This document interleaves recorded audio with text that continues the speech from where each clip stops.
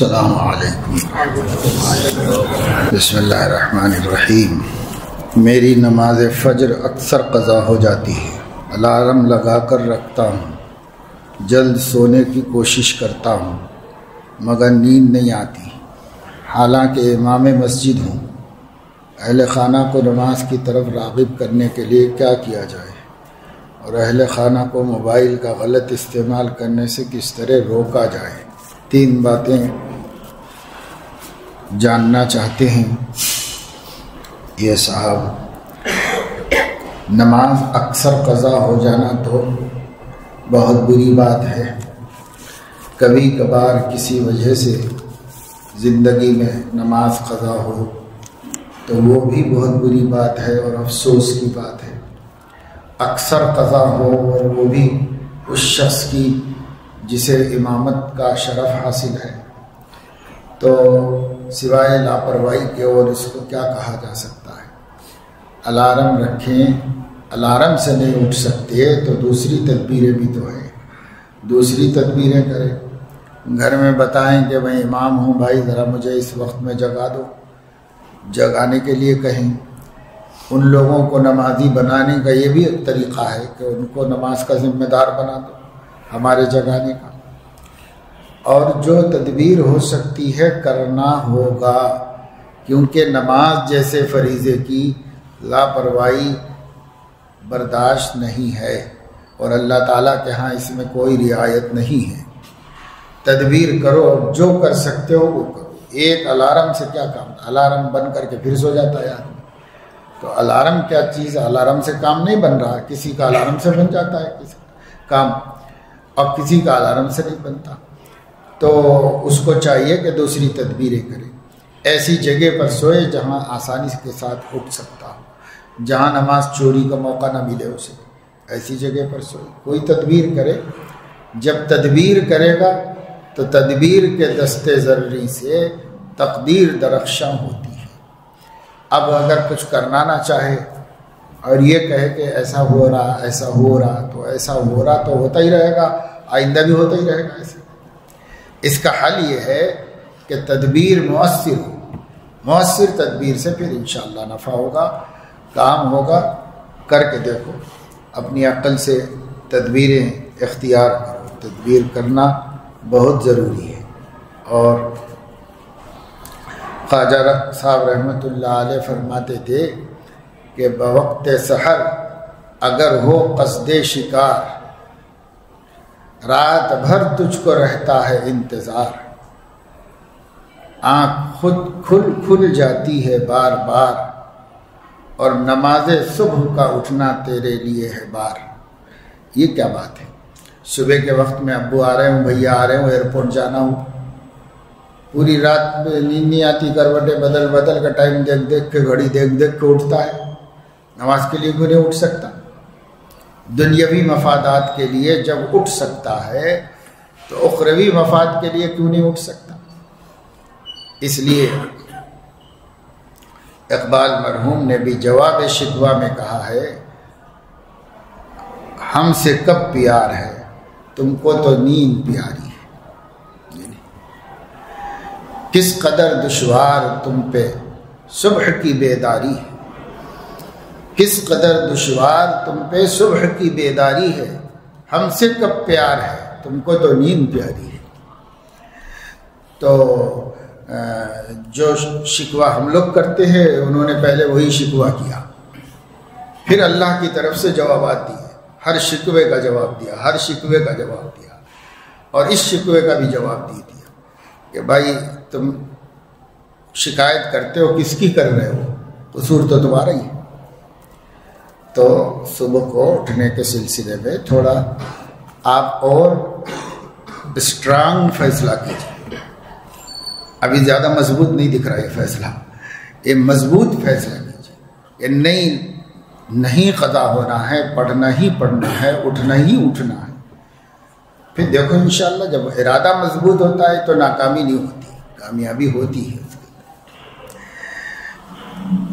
صبح رات کو جلدی سونے کی کوشش کرتا ہوں مگر نیند نہیں آتی، تو یہ نیند نہیں آنا ایک بیماری ہے، یعنی اس کو ڈاکٹر سے رجوع کرو کہ بھائی مجھے راتوں میں نیند کیوں نہیں آتی، اس کے بارے میں ڈاکٹر سے رجوع کرو۔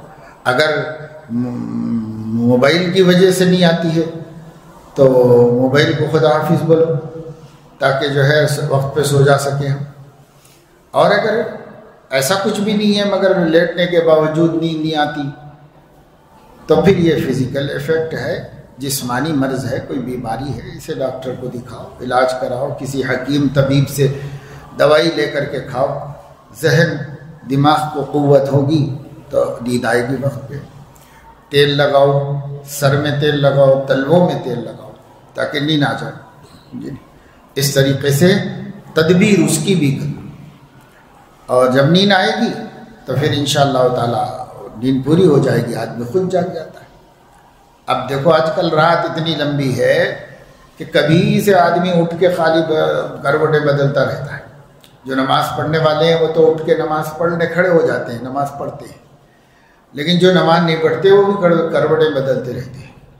یعنی گھروں میں بچے اٹھ کے اپنا کھیل کود شروع کر دیتے ہیں، چھوٹے چھوٹے بچے، رات لمبی ہے سرما کی، بچے اٹھ کے اپنا آپس میں کھیل کود شروع کر دیتے ہیں۔ تو رات ہماری ضرورت سے زیادہ ہے اس وقت نیند، اس لیے اٹھ جانے میں کوئی دشواری نہیں۔ ان دنوں سردیوں میں کوشش کر لو، پھر عادت بن جائے۔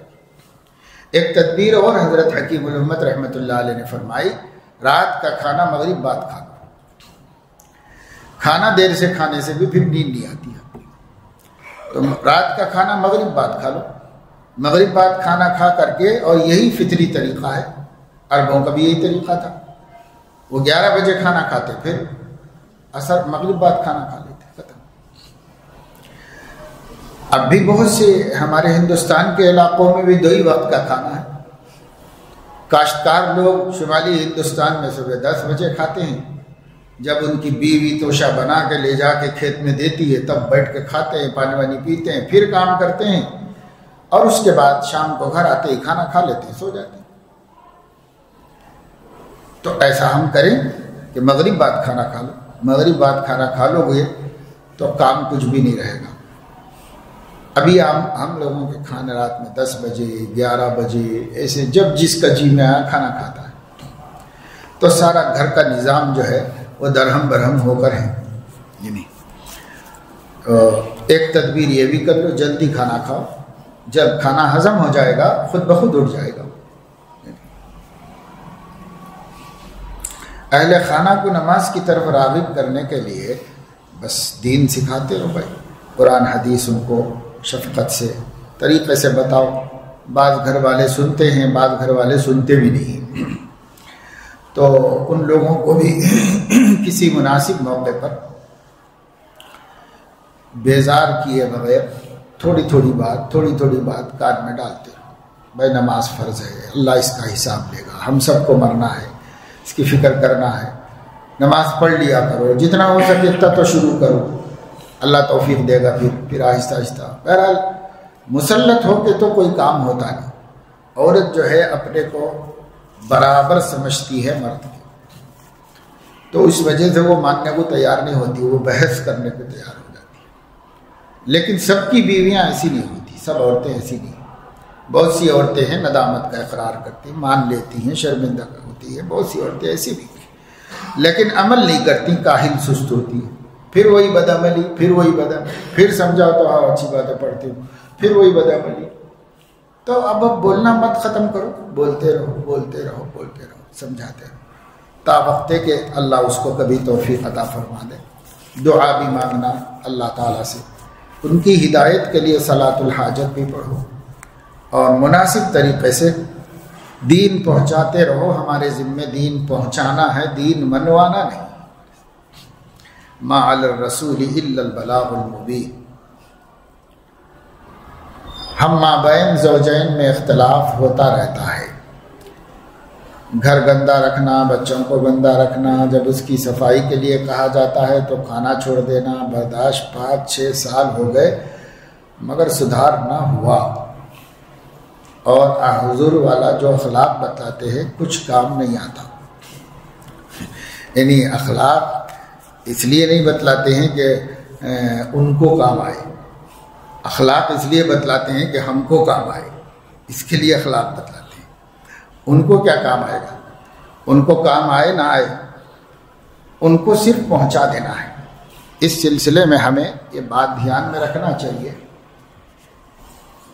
ایک مرتبہ ہارون رشید کے پاس ایک بادشاہ آیا اور اس بادشاہ نے ہارون رشید سے جاتے ہوئے کہا کہ میں بہت بادشاہوں کے پاس گیا ہوں، لیکن آپ کے خادم جتنے گستاخ ہیں ایسے کہیں میں نہیں دیکھا کہ آپ کے خادموں کو آپ کا کوئی ڈر ہی نہیں ہے، ورنہ تو بادشاہوں کے بروئے چشم پہ لوگوں کا دم نکل جاتا ہے، یہ آپ کے خادموں پہ کچھ نہیں دیکھتا میں، کیا بات ہے؟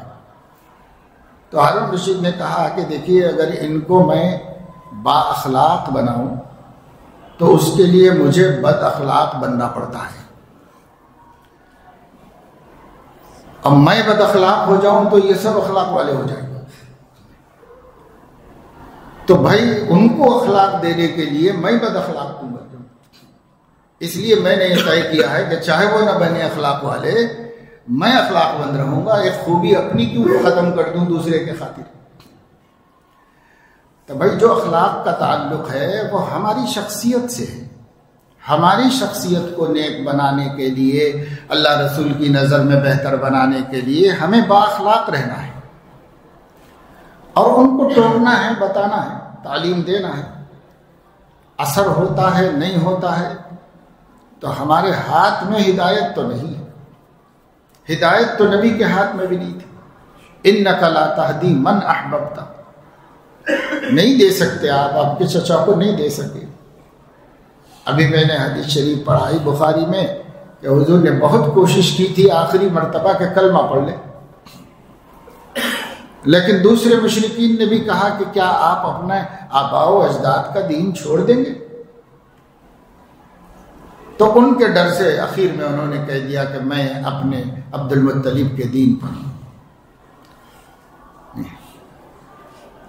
انا علی ملت عبد المطلب، اور گزر گئے۔ ناکامی تو ہوئی حضرت علیہ السلام کو، آپ نے فرمایا لَأَسْتَغْفِرَنَّ لَكَ حَتَّى أُنْهَا، میں آپ کے لیے اللہ سے استغفار کرتا رہوں گا یہاں تک کہ روک دیا جاؤں، یعنی اللہ مجھے منع کرے، نہ کریں گے تو میں استغفار کرتا رہوں۔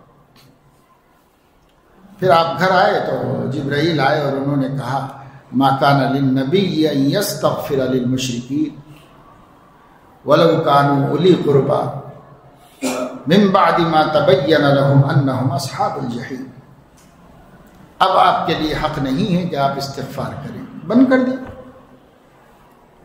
انک لا تہدی من احببت، تو ہدایت اللہ کے ہاتھ میں ہے، ہمارے ہاتھ میں نہیں۔ ہمارے ہاتھ میں بلاغ ہے اور تعلیم ہے، بات پہنچانا حکمت عملی سے، طریقے سے، مناسب موقع پر مناسب طریقے سے بتاتے رہنا۔ اللہ سے دعا مانگنا اور کہنا کہ اللہ آپ دلوں کے پھیرنے والے ہیں، دل پھیر دیجیے۔ یا مصرف القلوب صرف قلوبنا الی طاعتک، یا مثبت القلوب ثبت قلوبنا علی دینک۔ یہ اللہ تعالیٰ سے دعا مانگتے رہو، ان کے حق میں ان کی نیت کر کے بطور خاص اللہ تعالیٰ سے دعا مانگتے رہو، ایک دن انشاءاللہ تعالیٰ ان کو نفع ہوگا۔ اب رہ گیا یہ کہ آپس کا اختلاف ہے، جو آپس کا اختلاف ہے، ہم اختلاف کو تو دیکھتے ہیں لیکن وجوہ اختلاف کو نہیں دیکھتے۔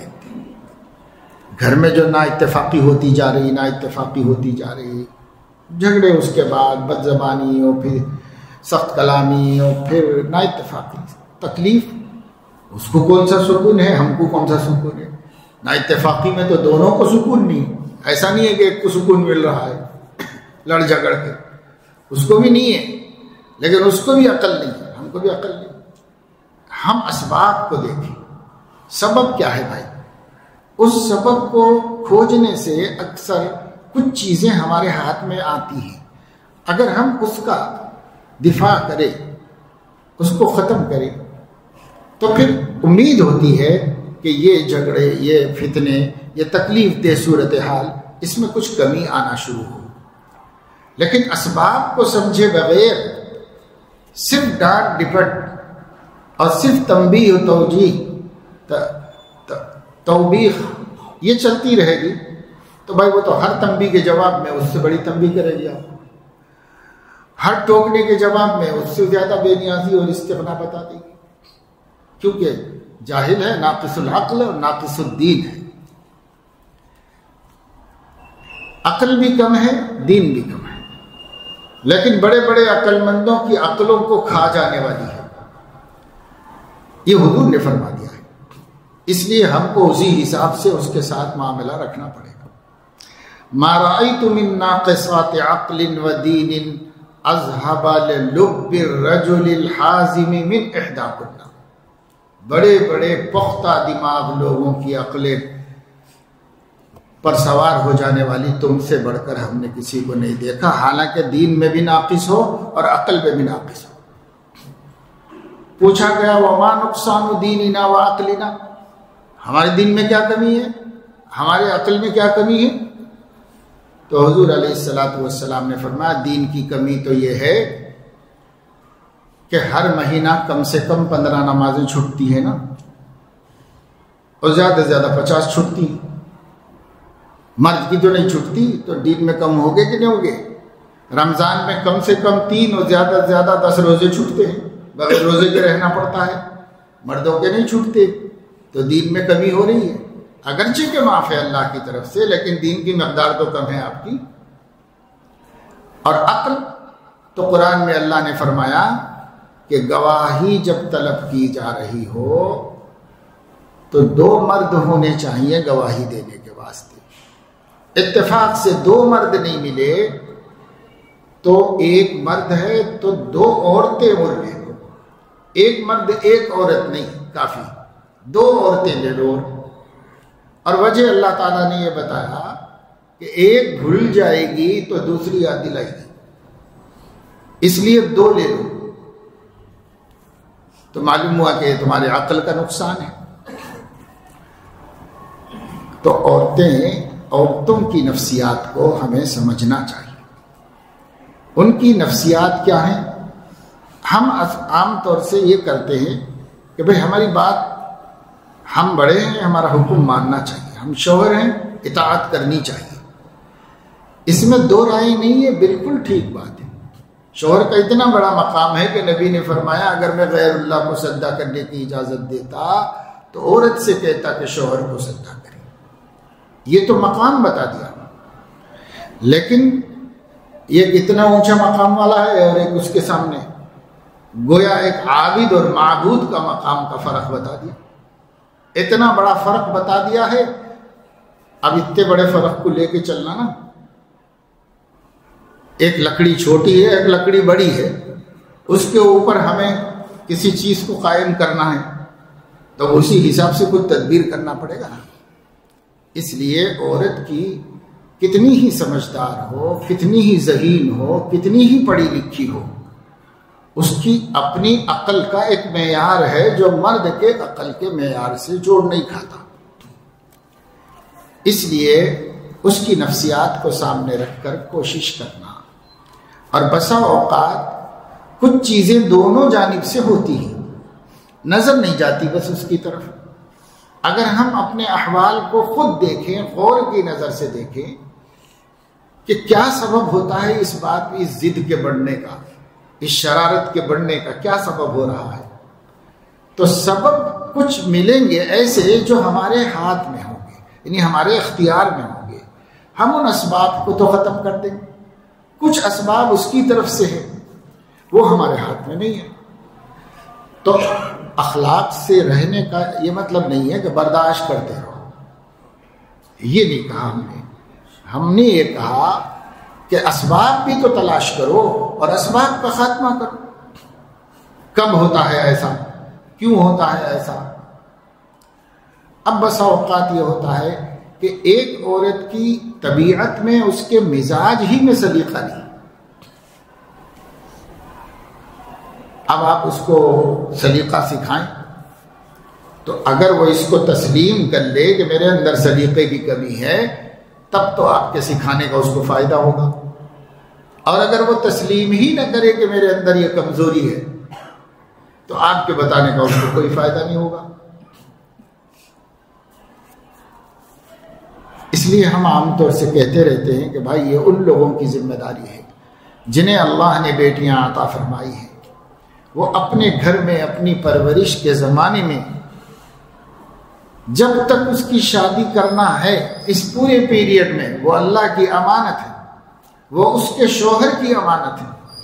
آپ کے پاس عارضی چیز ہے، آپ کے پاس رہنا نہیں ہے. البتہ وہ جیسی ہوگی ویسی نسبت آپ ہی کی طرف ہوگی. اس لیے جب بیٹی کو جانا ہی دوسرے گھر میں ہے تو اعلیٰ معیار کی نمائندہ بن کے جائے کہ بڑے گھرانے کے لوگ ہیں، تعلیم یافتہ، سمجھدار، پڑھے لکھے، عقل مند، اخلاق والے، چاہے غریب کیوں نہ ہو مگر خلیق ہو. ایسی بچی بنا کر ہم دوسرے گھر میں بھیجیں جو ہماری بہتر نمائندگی کرنے والی ہو اور ہمارا نام روشن کرنے والی ہو. یہ ماں باپ کی ذمہ داری ہے. اب ماں باپ تو بچیوں کی تربیت کر ہی نہیں رہے.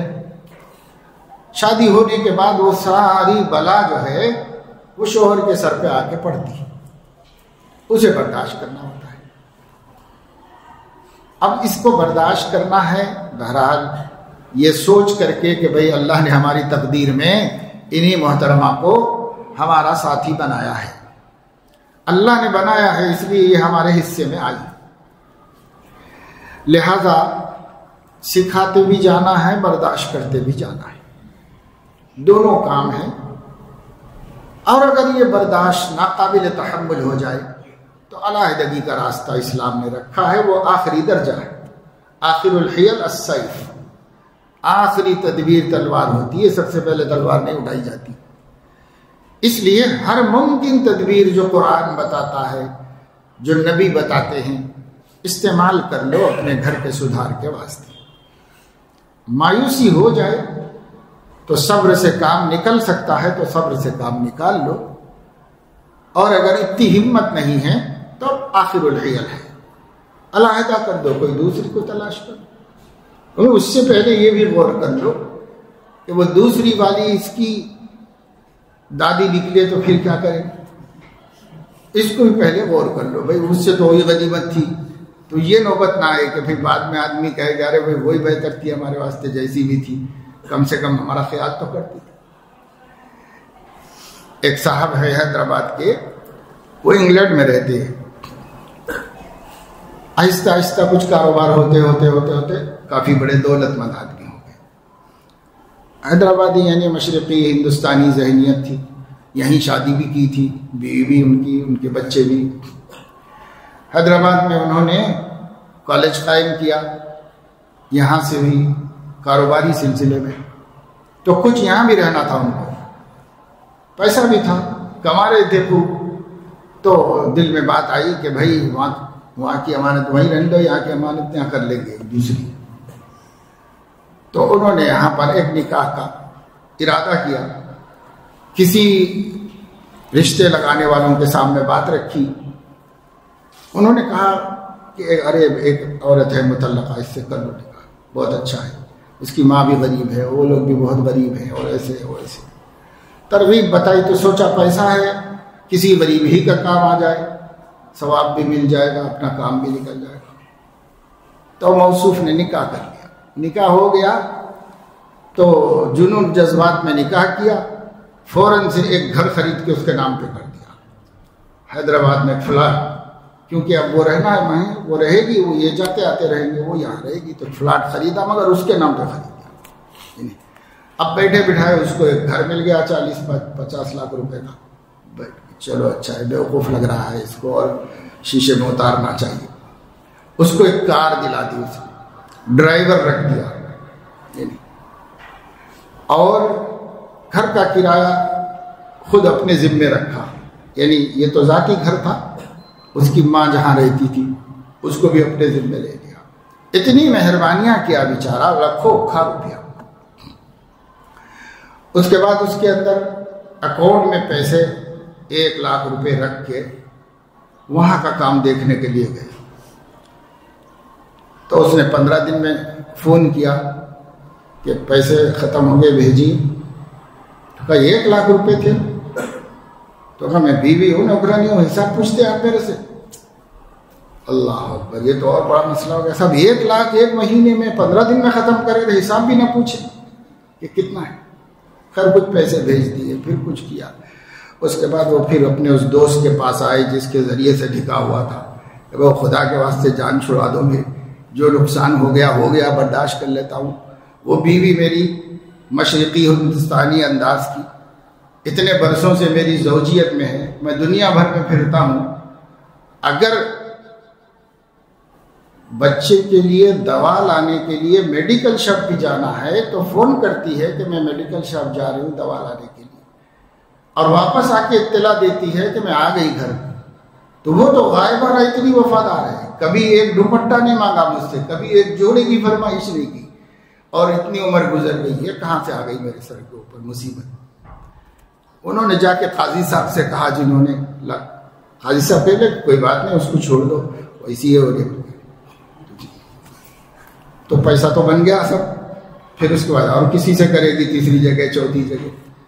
کیا ہے سماج میں, ہم لوگوں کو بہت سوچ سمجھ کے کام کرنا چاہیے کہ کہیں ایسا نہ ہو کہ ہم اگلی والی کے بعد پچھلی والی کو قدر کرنے لگے کہ صاحب وہ غنیمت تھی وہی بہتر تھی, جیسی بھی تھی اچھی تھی. ایسا نہ ہو. تو اس لیے ہمت سے, صبر سے, حکمت سے, عمل سے کام لیں. باقی بات حد سے تجاوز کر جائے اور زندگی اجیرن ہو جائے, جینا مشکل ہو جائے تو کیا کرتے, مرتا کیا نہ کرتا. ایک راستہ اللہ نے رکھا ہے, اس راستے کو اختیار کرو. باقی یہ بات تو اب ایک آپ کے گھر کی نہیں ہے, گھر گھر عام ہو چکی ہے کہ بیٹیوں میں لڑکیوں میں سلیقہ نہیں, صفائی نہیں, زندگی گزارنے کا قرینہ نہیں, کچھ نہیں, بس بالکل جینے کے لیے جی رہے. بس ایسے اکثر بچیاں ہو گئی. کیوں ماں باپ تربیت نہیں کر رہے, ماں باپ ان کو گھر گھرستی نہیں سکھاتے. لاڑ پیار یہ سمجھتے ہیں کہ بد اخلاق بنا دیں اپنی بیٹیوں کو. اب وہ بد اخلاقی اماں بابا تو برداشت کر لیے, سامنے والا کیوں کرے گا, وہاں کیوں برداشت ہوگی. تو اس طرف کچھ کوشش کرنی چاہیے. میں کہیں ابھی کسی ضرورت سے کچھ مطالعہ کر رہا تھا تو ایک بہت بڑے اسکالر گزرے ہیں ہندوستان میں, ڈپٹی نذیر احمد, مفسر بھی ہیں اور بہت بڑے مورخ بھی ہیں اور بہت تعلیم یافتہ آدمی, حیدرآباد میں بھی رہ چکے ہیں. غیور الدولہ کا خطاب دیا نظام صاحب نے ان کو, اور قابلیت اتنی تھی کہ ان کو لکھنؤ میں 80 روپے پر نوکری ملی. اس زمانے کی بڑی نوکری تھی 80 روپے. ان کی قابلیتوں کا چرچا سن کے نظام صاحب نے 1200 روپے پر حیدرآباد بلایا. بہت قابل آدمی تھے, لیکن عقائد کے اعتبار سے نیچری تھے, صحیح العقیدہ نہیں تھے. تو ان کے حالات میں نے پڑھا کہ وہ جب طالب علم تھے, دلی میں پڑھتے تھے, تو طریقہ یہ تھا کہ جو بھی پردیس سے آ کے پڑھتا وہ محلے کی کسی گھر میں اس کو جوڑ دیتے تھے. وہاں سے ایک ٹائم کا کھانا ملتا تھا, وہ کھانا گھر سے لا کے کھا لینا اور پڑھتے رہے.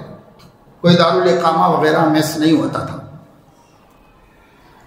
تو وہ فرماتے ہیں موصوف کہ مجھے جس گھر میں کھانے کے لیے جوڑا گیا تھا اس گھر میں ایک لڑکی تھی. جب میں کھانا لینے کے لیے جاتا تھا تو وہ کہتی تھی کہ پہلے ہمارا مسالہ پیسو, اس کے بعد کھانا ملے گا. تو اب وہ سل بتے پہ بیٹھ کے وہ مسالہ پیستا تھا, اور اپنا مسالہ تو پسوا ہی لیتی تھی, پڑوسیوں کا بھی لا کے رکھتی تھی کہ ان کا بھی پیسو. اور جب میں مسالہ پیسنے میں ذرا سستی کرتا, تھکتا, تو وہی بتہ لے کے میرے انگلیوں پہ مارتی تھی. تو کہتے ہیں کہ میں بیان نہیں کر سکتا, خدا یاد آ جاتا, ایسی اذیت مجھے ہوتی تھی. مگر پھر فوراً پیسنا پڑتا تھا مجھے. پیس کے سب مسالے 2 4 5 گھروں کے دیتا, تو پھر وہ میری روٹی میرا کھانا دیتی تھی, تب جا کے میں کھاتا تھا. یہ روز روز کا قصہ تھا. اور اسی طرح میں نے تعلیم حاصل کی. لیکن آگے کی بات یہ ہے خدا کا کرنا کہ جب نکاح کا نمبر آیا تو اسی لڑکی سے شادی ہوئی، اسی لڑکی، یہی میری شریک حیات ہے، موصوف لکھ رہے، وہی لڑکی میری شریک حیات بنی۔ تو اب مقدر کو کیا کریں گے بھائی؟ ہوتا ہے، گھروں کا حال ایسا ہے۔ بالخصوص یہ جو صفائی ستھرائی کی بات ہے نہیں کہ اپنے بچوں کو صاف ستھرا رکھنا، وقت پہ نہلانا، وقت پہ کپڑے پہنانا، وقت پر یہ، اب یہ سب چیزیں ایسی ہیں کہ عورتوں کو بھی کہیں جوڑنا چاہیے، جوڑ کے ان کو کوئی دوسرا بتانا چاہیے۔ شوہر بتایا تو کہاں سے مانے گی؟ شوہر کو تو سمجھتی ہے کہ فریق مخالف ہے، تو اس کی بات کہاں مانتی؟ کسی مولوی صاحب کے بیان میں بٹھاؤ اس کو، وہ سنے۔ اب وہ مولوی صاحب کو بھی آپ گھر پہ لا کے کراؤ گے بیان، تو وہ بولے گی کہ تم سکھا کے لے کے آئے تھے، اس لیے وہ ایسا بول کے گئے۔ اس لیے کسی اور مولوی صاحب کے پاس بھیجا دو جہاں کہیں پروگرام ہو رہا ہو، محلے میں ایسا انتظام کیا جائے کہ معاشرت، حسن معاشرت کے عنوان پر علماء سے کلام کرایا جائے، محلے کی عورتیں سب وہاں پر جمع ہوں اور مختلف موضوعات پر بات کرے علماء۔ آج کل ایسا ہے کہ پہلے تو مستورات کو دین پہنچانے کا کوئی انتظام نہیں ہے، اور اگر ہے تو بس وہ رسمی روایتی قسم کا انتظام ہے۔ دین کے سب عنوانات پر علماء سے گفتگو کرو، کیونکہ عالم قرآن حدیث کی روشنی میں ہر عنوان پر ضروری بات کر سکتا ہے۔ اس لیے عالم کے ذریعے سے ہر محلے میں ایک اجتماع ہونا چاہیے مستورات کا، جہاں بالخصوص حسن معاشرت پر گفتگو ہونی چاہیے۔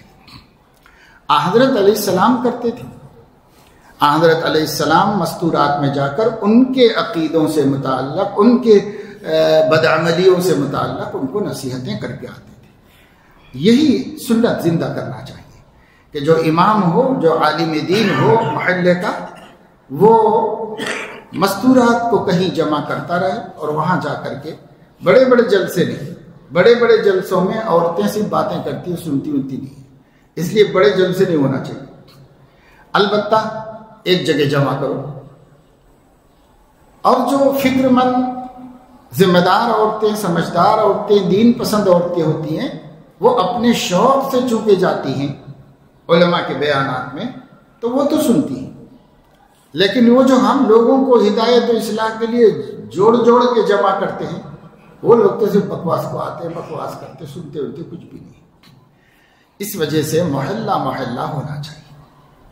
ایک جگہ کے بہت بڑا جلسہ تھا، انہوں نے مجھے اطلاع دی کھانا کھاتے وقت میں کہ 500 کا انتظام کرے تھے، 800 آ گئے اور تھا۔ پھر جاؤ کہ کھانا کھا چکے، نماز پڑھنے کے بعد بولے عورتیں 1000 ہو گئے کہتے وہاں پہ، وہ کرسیوں سے حساب لگا رہے تھے۔ پھر اس کے بعد وہ بھیجی گئی کرسیاں، تو پھر اس کے بعد جب وہاں پر پہنچے تو پتہ چلا 1200 عورتیں ہو گئی۔ لیکن جب ہم بیان کرنے کے لیے پہنچے تو ان کا بیان اتنا چل رہا تھا کہ ہم کو بیان کرنا مشکل ہو گیا۔ تو پھر میں نے اعلان کیا کہ بھائی دیکھیے، یا تو آپ لوگ سننے کا ارادہ کرو یا ہم سننے کا ارادہ، ہم تیار ہیں سننے کے واسطے، کیا کیا سنانا چاہتے ہیں آپ لوگ سنا تو ہم سن کے چلے جائیں گے، ایک لفظ بھی نہیں بولیں گے آپ لوگ۔ بہت دیر خاموش بیٹھنا پڑا، تو بھی نہیں کوئی خاموش بیٹھا، تو پھر بڑی آواز نکال کے چیخ کے بولنا پڑا۔ پھر اس کے بعد جب دعا کا اعلان ہوا تو سب سناٹا ہو گیا۔ تو میں نے کہا کہ اگر پہلے پتہ چلتا کہ دعا آپ لوگ سنتے ہیں تو پھر میں دعا ہی کر دیتا 1 گھنٹہ، بیان کرنے کی ضرورت ہی نہیں تھی۔ پھر میں نے وہاں کے علماء سے کہا کہ یہ مت کرو پروگرام، یہ پروگرام بیکار ہے، اس کا کوئی فائدہ نہیں۔ 1 مہینہ پورا دور کرو، اپنے بستی کا قصبہ تھا وہ، اس قصبے کا پورے مہینے میں روز آج ان کے گھر میں، کل ان کے گھر میں، کل اس گلی میں، کل اس گلی میں، پھر 30 دن کے بعد پھر پہلے والے گھر پہ آئے، اور یہ کام کرو۔ بستی میں 20-25 علماء تھے، میں نے کہا بھئی یہ علماء ماشاءاللہ ہے، ان کا استعمال کرو، جو بھی کام کر رہے ہوں گے کرو، مگر 1 گھنٹہ یہ مستورات کے بیان کے لیے آ جاؤ۔ اس کے بغیر کوئی چارہ کار نہیں۔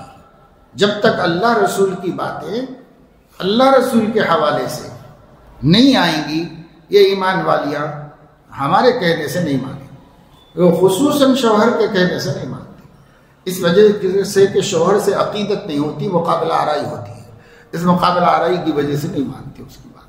اس لیے یہ بھی تدبیر کرے. ایک کا مسئلہ نہیں ہے، گھر گھر کا مسئلہ ہے. اللہ تعالیٰ مسلمانوں کو، ہمارے علماء کو اس کی توفیق دے کہ وہ سماج کی عورتوں کی فلاح و بہبود کے لیے، دینداری کے لیے، خوف خدا کے لیے ایسے انتظامات کریں جو مؤثر ہوں. روایتی رسمی قسم کے انتظامات تو کچھ مؤثر نہیں. مؤثر انتظام کریں، کس طرح ان کو نفع ہو سکتا ہے، کس طرح فائدہ ہو سکتا ہے اور علم دین کا پہنچ سکتا ہے. اور اب تو بھائی میں اپنی طرف سے جو بات بتا رہا ہوں وہ یہ ہے کہ اتنے علاقوں میں جگہ جگہ، یہاں پر ہمارے ناندیڑ سے بھی احباب علماء آئے ہوئے ہیں، اور ابھی میں بنگلور جا کر کے آیا ہوں. ہر جگہ سے سینکڑوں کی تعداد میں مسلم عورتوں کے مرتد ہو کر شکیلی بن جانے کی خبریں ہیں. ہر جگہ سے 2 مہینے میں بنگلور کے علماء نے بتایا، کارکردگی رپورٹ سنا رہے تھے، 2 مہینے میں 65 لوگوں کو پکڑا ہے جو مسلمانوں کے گھرانے سے ہیں. اب کٹر شکیلی بن کر یہ کہہ رہے ہیں آپ چاہے ہمارے ٹکڑے کر دو، ہم واپس ہونے والے نہیں. ہمارا نبی وہی ہے. کسی دھمکی سے ڈرنے والے نہیں ہے، کسی سے خوف زدہ ہونے والے، نہ باپ کے کہنے سے، نہ بیوی کے کہنے سے. کسی نے لے جاؤ بچوں کو، بچے لے جانا ہے بچے لے جاؤ، بچوں کا عقیدہ ہی درست نہیں ہے، ہم کیوں رکھیں گے، لے جاؤ. بیوی کو لے جاؤ، اس کا عقیدہ ہی صحیح نہیں ہے تو میں کیوں رکھوں، لے جاؤ. بس بآسانی بیوی چھوڑ دے، بآسانی بچوں کو دے دے، اور اپنے طریقے سے ہٹنے کے لیے تیار نہیں. اتنا بڑا فتنہ ہے، اور عورتیں مبتلا ہو رہی ہیں، اور عورتیں خود داعیات بنی ہوئی ہیں، گھر گھر جا کے لوگوں کو سمجھا کے ان کا ذہن خراب کر رہے ہیں. اب ہمیں کیا پتا کہ ہمارے گھر میں کیا ہو رہا ہے، ہمیں کچھ پتا نہیں. تو بھائی اس وجہ سے بہت ضروری ہے ہر بستی میں انتظام کریں. یہ جو ہمارے بھائی نے اپنی پریشانی لکھی ہے، وہ بھی جانے کے بعد پہلا کام یہی کرو کہ بستی کے عالم سے ملو، اور ہمارے محلے میں کوئی اجتماع کا انتظام ایسا کیجئے جس میں صفات ایمان بیان کی جائے، جس میں اللہ تعالیٰ کی عظمت بیان کی جائے، جس میں آخرت کی حقیقت بیان کی جائے. قرآن کا اعجاز یہ ہے کہ وہ عقیدہ آخرت کے ذریعے تمام عقائد کو درست کر دیتا ہے، اور جگہ جگہ عقیدہ آخرت کو لاتا ہے. کھڑے نہ ہیں، اللہ کے سامنے کھڑے ہونا ہے، جواب دینا ہے، مانو نہ مانو آنا پڑے گا، کھڑے ہونا پڑے گا. قرآن ایسے بتاتا ہے، اور یہی عقیدہ آخرت روح ہے. صحابہ کرام کی زندگیوں میں انقلاب آ گئی. جب تک کسی مومن کا عقیدہ آخرت پختہ اور مضبوط نہیں ہوگا، اس کی زندگی گندگیوں سے پاک نہیں ہوگی، اور اس کی زندگی میں ایمانیات مضبوط نہیں ہوگی. اصل چیز آخرت کا عقیدہ، آخرت کے عقیدے کے ذریعے توحید بھی سکھائی گئی، آخرت سے ڈرا کر رسالت سکھائی گئی، آخرت سے ڈرا کر ایمان کی باتیں بتائی گئی. یہاں آخرت ہی نہیں معلوم ہے کچھ بھی، تو کیسے ہمارے اندر دین کا فکر ہوگا اور دین کی باتوں کو قبول کرنے کا شوق پیدا ہوگا. اس لیے میرے نزدیک یہ ہے کہ کم سے کم جو طبقہ یہاں آتا ہے یہ کوشش کرے اپنے بستی میں کسی عالم کے ذریعے سے ایک اجتماع. عامی تو کچھ بھی نہیں، اور رٹی رٹائی باتیں بولے گا، اس کو کوئی خاص اثر نہیں ہوتا. عالم کے ذریعے سے اور ٹاپک کے ساتھ، اس مرتبہ یہ بیان کرنا ہے، اس مرتبہ یہ بیان کرنا ہے، اس مرتبہ یہ بیان، بدل کے حسن معاشرت کے بارے میں صحابہ اور صحابیات کے واقعات سنا کر کے، نبی پاک صلی اللہ علیہ وسلم کی تعلیمات کو لے کر کے انہیں بتایا جائے کہ بھائی مسلم سماج ایسا ہوتا ہے. اس کی ضرورت صرف ایک گھر کی درستگی کے لیے نہیں ہے، پورے مسلم سماج کی اس وقت میں جو بدنامیاں ہو رہی ہیں وہ اسی وجہ سے ہو رہی ہے کہ ہماری بچیاں حد سے تجاوز کر گئی ہیں، اور ان کی وجہ سے اسلام رسوا ہو رہا ہے پورے ملک کے اندر. کچھ تو سازشی طور پر کیا جا رہا ہے، اور کچھ حقیقتیں بھی ہیں، اس سے ان لوگوں کو پکڑ مل جا رہی ہے. تو ہمیں اپنی فکر کرنی چاہیے نا کہ اپنے سماج کو نیک بنائیں، اور اپنے سماج کے اندر یہ مسئلہ کسی ایک مبتلا کا نہیں ہے، یہ مسئلہ بہت لوگوں کا ہے. اس لیے اس پر سب لوگ فکر کریں اور توجہ کریں. اور جو علماء ہیں ہماری مجلس میں، وہ بھی طے کر لیں کہ بھئی ہم جا کے کسی لومۃ لائم کے بغیر، کسی کے مخالفت کے ڈر کے بغیر مستورات کے لیے اجتماعات شروع کرو، اور چند مرد بیٹھے ہوئے ہوں، 2 4 5، اور بس بہت دور عورتیں ہوں، اور مائک کے ذریعے سے ان کو بات پہنچا دی جائے، اور اللہ رسول کی باتیں اتنی بتاتی جائے، سنتے سنتے سنتے سنتے انشاءاللہ تعالی ان کی زندگی میں تبدیلی آئے گی، اور یہ علم کام آئے گا، ضرور کام آئے گا، چاہے دیر لگے مگر کام آئے گا۔ بعض سلام عرض گزارش یہ ہے کہ میرے اوپر عورت کا سایہ ہے، اس کا توڑ بتا دیجیے، میں بہت پریشان ہوں، میرے لیے دعا بھی فرما۔ دعا تو نقد کر دیتے ہیں، اللہ تعالیٰ اس ابتلا سے آپ کی حفاظت فرمائے اور سب کی حفاظت فرمائے، اللہ تعالیٰ بچائے۔ لیکن یہ عورت کا سایہ کیا ہے، یہ تو مجھے کچھ سمجھ میں آیا نہیں۔ کیا کسی عورت کی محبت میں مبتلا ہے، یا کوئی عورت آپ کو چھیڑ رہی ہے، پریشان کر رہی ہے، یا یہ کہ کوئی جن بھوت کے بارے میں کہہ رہے ہیں کہ آپ کسی چڑیل کا سایہ ہے آپ کے اوپر؟ تو جیسی حقیقت ہو اس حساب سے مشورہ کر کے اس کے اوپر اس کا توڑ کرو۔ اب یہ کیا، یہ تو سمجھ میں نہیں آیا مجھے، تو اس کا کیا توڑ کروں؟ یا بیوی صاحبہ مسلط ہے، کچھ بھی نہیں سمجھ میں آیا ایسا ہے۔ دیگر عرض خدمت یہ ہے کہ میں ہر دن قرآن پاک کی تلاوت کرتا ہوں، مگر پابندی نہیں ہو پا رہی ہے۔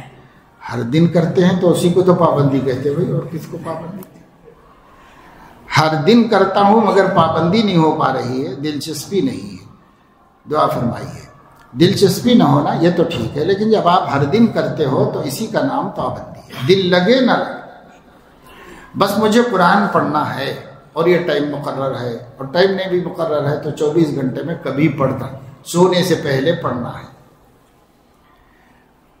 تو پڑھنا ہے۔ یہ جو ہر دن کر رہے ہیں آپ، اس کو پابندی سے کرتے رہو، اس کو مت چھوڑو، اسی کا نام پابندی ہے۔ رہ گیا دل لگنا، دل لگے نہ لگے اس سے کوئی مطلب۔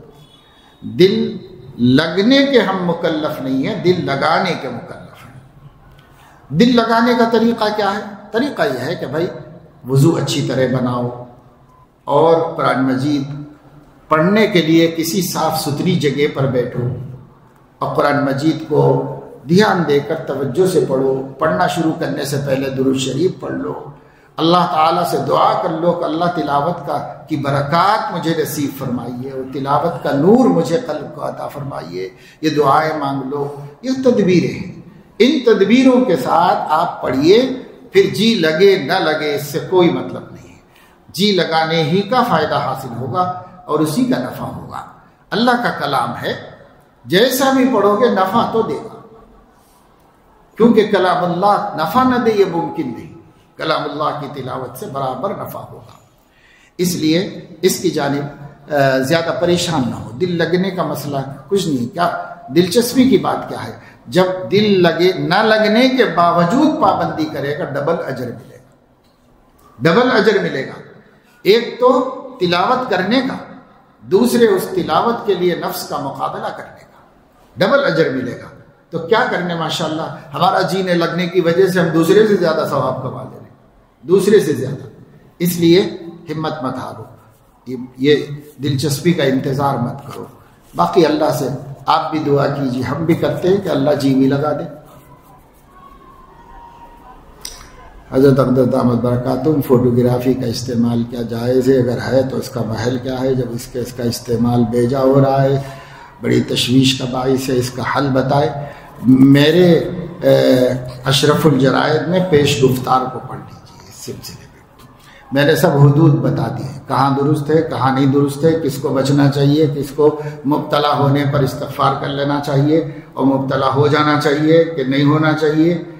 اس سلسلے میں بنیادی باتوں کو سامنے رکھ کر کے ہم نے پہلے اشرف المعارف میں لکھے تھے 4 پوسٹ، پھر اس کے بعد مولانا نصیر صاحب نے اس مرتبے کے اداریے ہی میں اس کو شامل کر کے اس کو دے دیا۔ اتنا کافی ہے جو مخلص ہے اس کے واسطے، اور جو علماء کا ناقد ہے اور ان لوگوں سے بغض رکھتا ہے تو اس کے لیے کچھ بھی کافی نہیں۔ میں نے جتنا لکھ دیا ہے مخلص کے واسطے کافی ہے، خود بچو اور دوسروں پر نکیر مت کرو اور دوسروں کو برا مت سمجھو اور انہیں حقیر مت سمجھو. ہم اپنے ذمہ دار ہیں، بس اپنا کام کرو.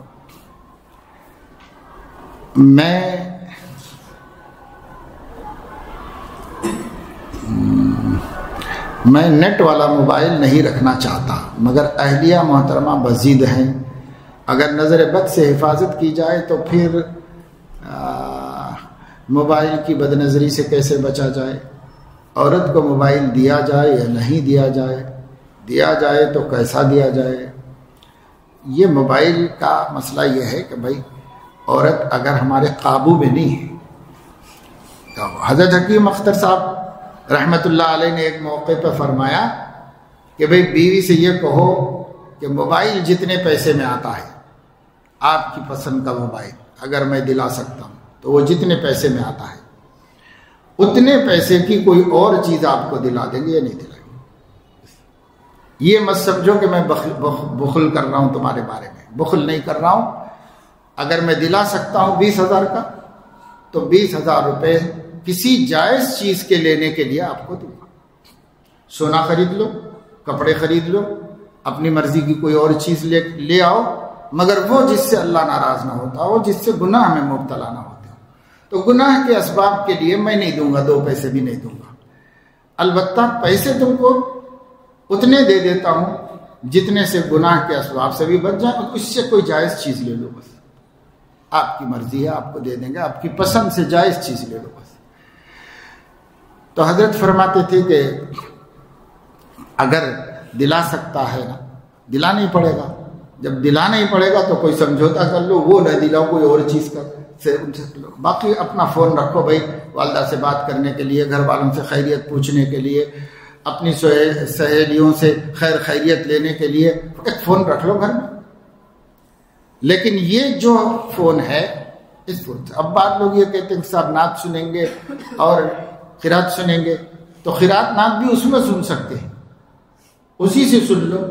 اس میں سننے کے لیے کیا ہے سہولت؟ تو دیکھ سکتے ہیں. دیکھنا مرد کو عورت کے لیے جائز کہاں ہے؟ تو کیسے دیکھ سکتی ہے؟ لائیو بھی ہو تو کیسے جائز ہے؟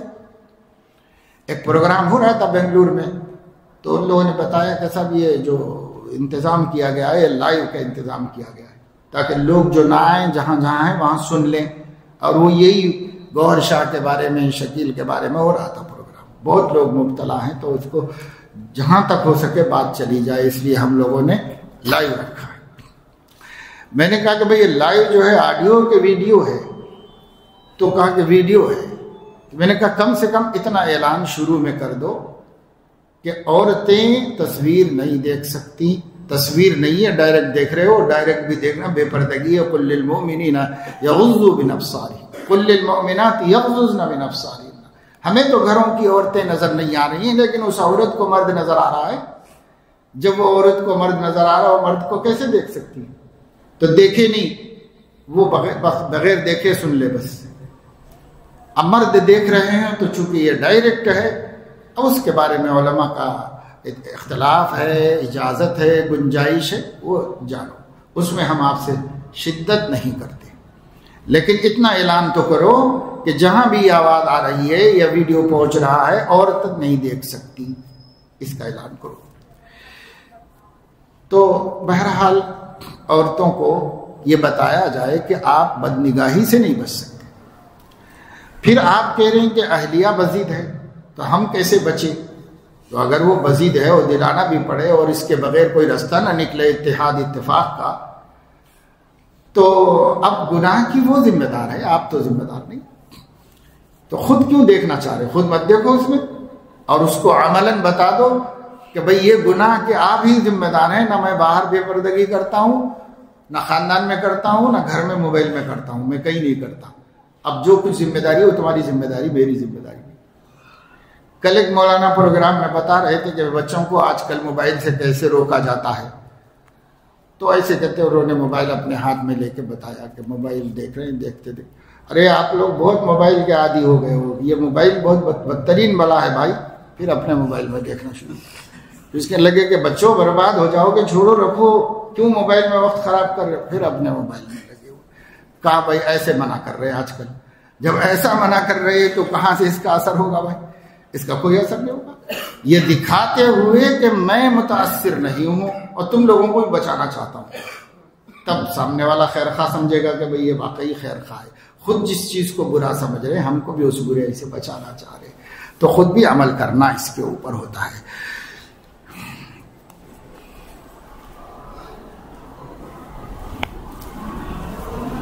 تو یہ بات میں نے بتائی کہ خود تو نہیں استعمال کرو، اور اگر بیوی اسی پر نہیں تو جھگڑے ہو رہے، لڑائیاں ہو رہی، مصیبتیں آ رہی ہے، تو اس کو دلا دو اور بولو کہ اگر آپ مس یوز کریں گے میں ذمہ دار نہیں ہوں، اللہ کو آپ جواب دینے والے ہو، میں اس کا کوئی ذمہ دار نہیں ہوں. بس اب پہلی چیز وہی ہے جو حضرت حکیم صاحب نے بتائی، اس پر سمجھوتا کر لو تو بہت اچھا، پیسے دے دوں گا، جائز چیز خرید لو. بس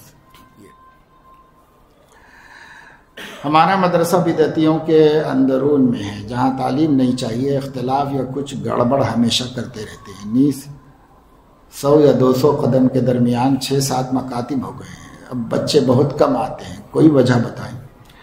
مدرسہ آپ کا باقاعدہ مدرسہ چل رہا ہے تو وہاں سے اس ماحول میں نہیں چل پا رہا ہے تو اس ماحول سے نکالو، دوسری جگہ جا کے اس کو لے جاؤ جہاں مسلمانوں کا فائدہ ہو سکتا ہو، بچوں کو نفع ہو سکتا ہے، وہاں پر.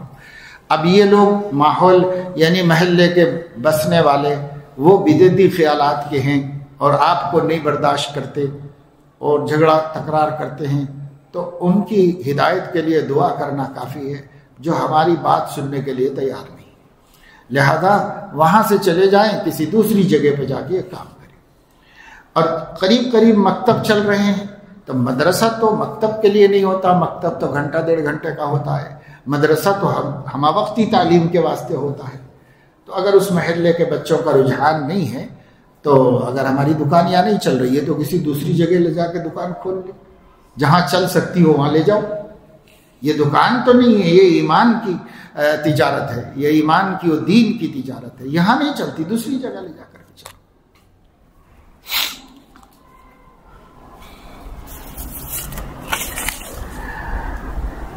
اور اگر آپ کے اختیار میں نہیں ہے تو آپ مستعفی ہو جاؤ اور جہاں کام کی امید ہو وہاں جا کے کام شروع کر دو.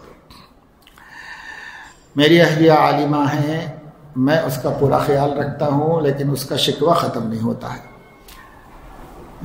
بے مدعا نہیں ہوتا، باتوں کو مدعا بنا کر بحث بازی کرتی رہتی ہے، بار بار کہتی ہے میں اس کا خیال نہیں رکھتا، حالانکہ جتنا ممکن ہے میں پورا حق ادا کرنے کی کوشش کر رہا ہوں. اب ایسی صورت میں مجھے کیا کرنا چاہیے؟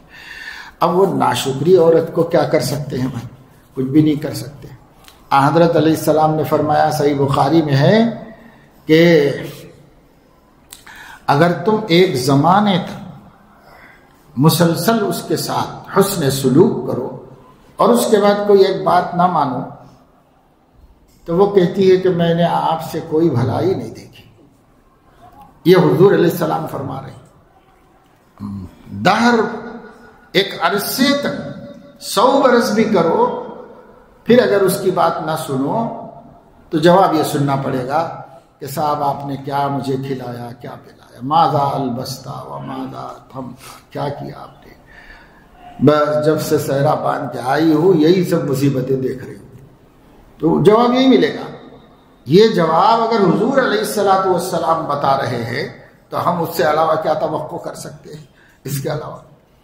تو یہ نہیں ہے. باقی دین کی برکت سے پھر صحابیات کا یہ حال نہیں تھا، وہ نہایت شکر گزار بن گئی تھی. ازواج مطہرات بھی نہایت شکر گزار بن گئی تھی، شکوہ شکایت کرنا بھول گئی تھی دین کی برکت سے.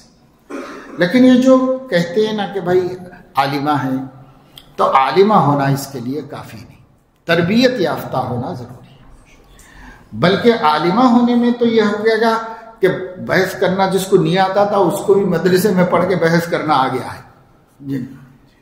کیونکہ صاحب یہاں مناظرے ہوتے ہیں، مقابلے ہوتے ہیں، انجمنیں ہوتی ہیں، بولنا سیکھو اور اظہار خیال کرو، کرا کے عادی تو بنایا گیا ہے اس کو بولنے کا. تو اس کی جتنی تقریر ہے، آپ بیچارے مولوی نہیں ہیں تو آپ کہاں تقریر کر پاؤ گے ہوتی، جتنی وہ کر لے گی. اور آپ کو حدیثیں نہیں معلوم جتنی اس کو معلوم. تو کہاں مقابلہ مناظرہ کرتے رہیں گے، زندگی بھر کی نوک جھوک ہے جی۔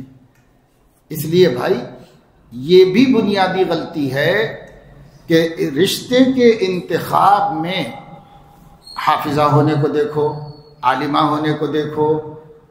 بھائی حضور علیہ السلام نے بچی تلاش کرنا سکھایا ہے باقاعدہ، حدیث کی کتابیں پڑھو، باقاعدہ حضور نے سکھایا ہے۔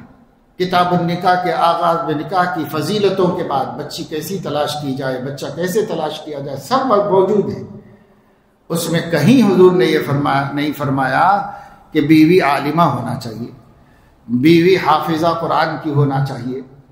یہ تو تمہاری خواہش ہے، یہ تو نبی نے کوئی شرط نہیں رکھی۔ نبی نے یہ کہا کہ بیوی مومنہ محسنہ غافلہ ہونی چاہیے، ایمان والی ہو، پاک دامن ہو، بھولی بھالی ہو، ایسی ہونی چاہیے۔ ان الذين يرمون المحصنات الغافلات المؤمنات لعنوا في الدنيا والآخرة، جو لوگ ایمان والی، بھولی بھالی اور پاک دامن عورتوں پر تہمت لگاتے ہیں، ان پر دنیا اور آخرت میں لعنت ہے۔ قرآن نے لعنت نازل فرما دی ہے۔ یہ محسنہ، مومنہ، محسنہ، غافلہ، تین۔ ان الذين يرمون المحصنات الغافلات المومنات، اور ترتیب دیکھو قرآن کی، ترتیب سے بھی تفسیری فائدہ حاصل ہوتا ہے۔ المحصنہ پہلے فرمایا پاک دامن، پھر فرمایا بھولی بھالی، اب پھر فرمایا ایمان والی۔ پہلی دو صفتیں جو ہے نا وہ نفس انسان کی ہے، ہر عورت کے اندر ہونی چاہیے، پھر ایمان آ جائے تو نور علی نور۔ لیکن یہ دو صفتیں ہر عورت کی صفت ہے کہ وہ پاک دامن ہو اور بھولی بھالی ہو، یہ ہر عورت کی صفت، عورت پن یہی ہے۔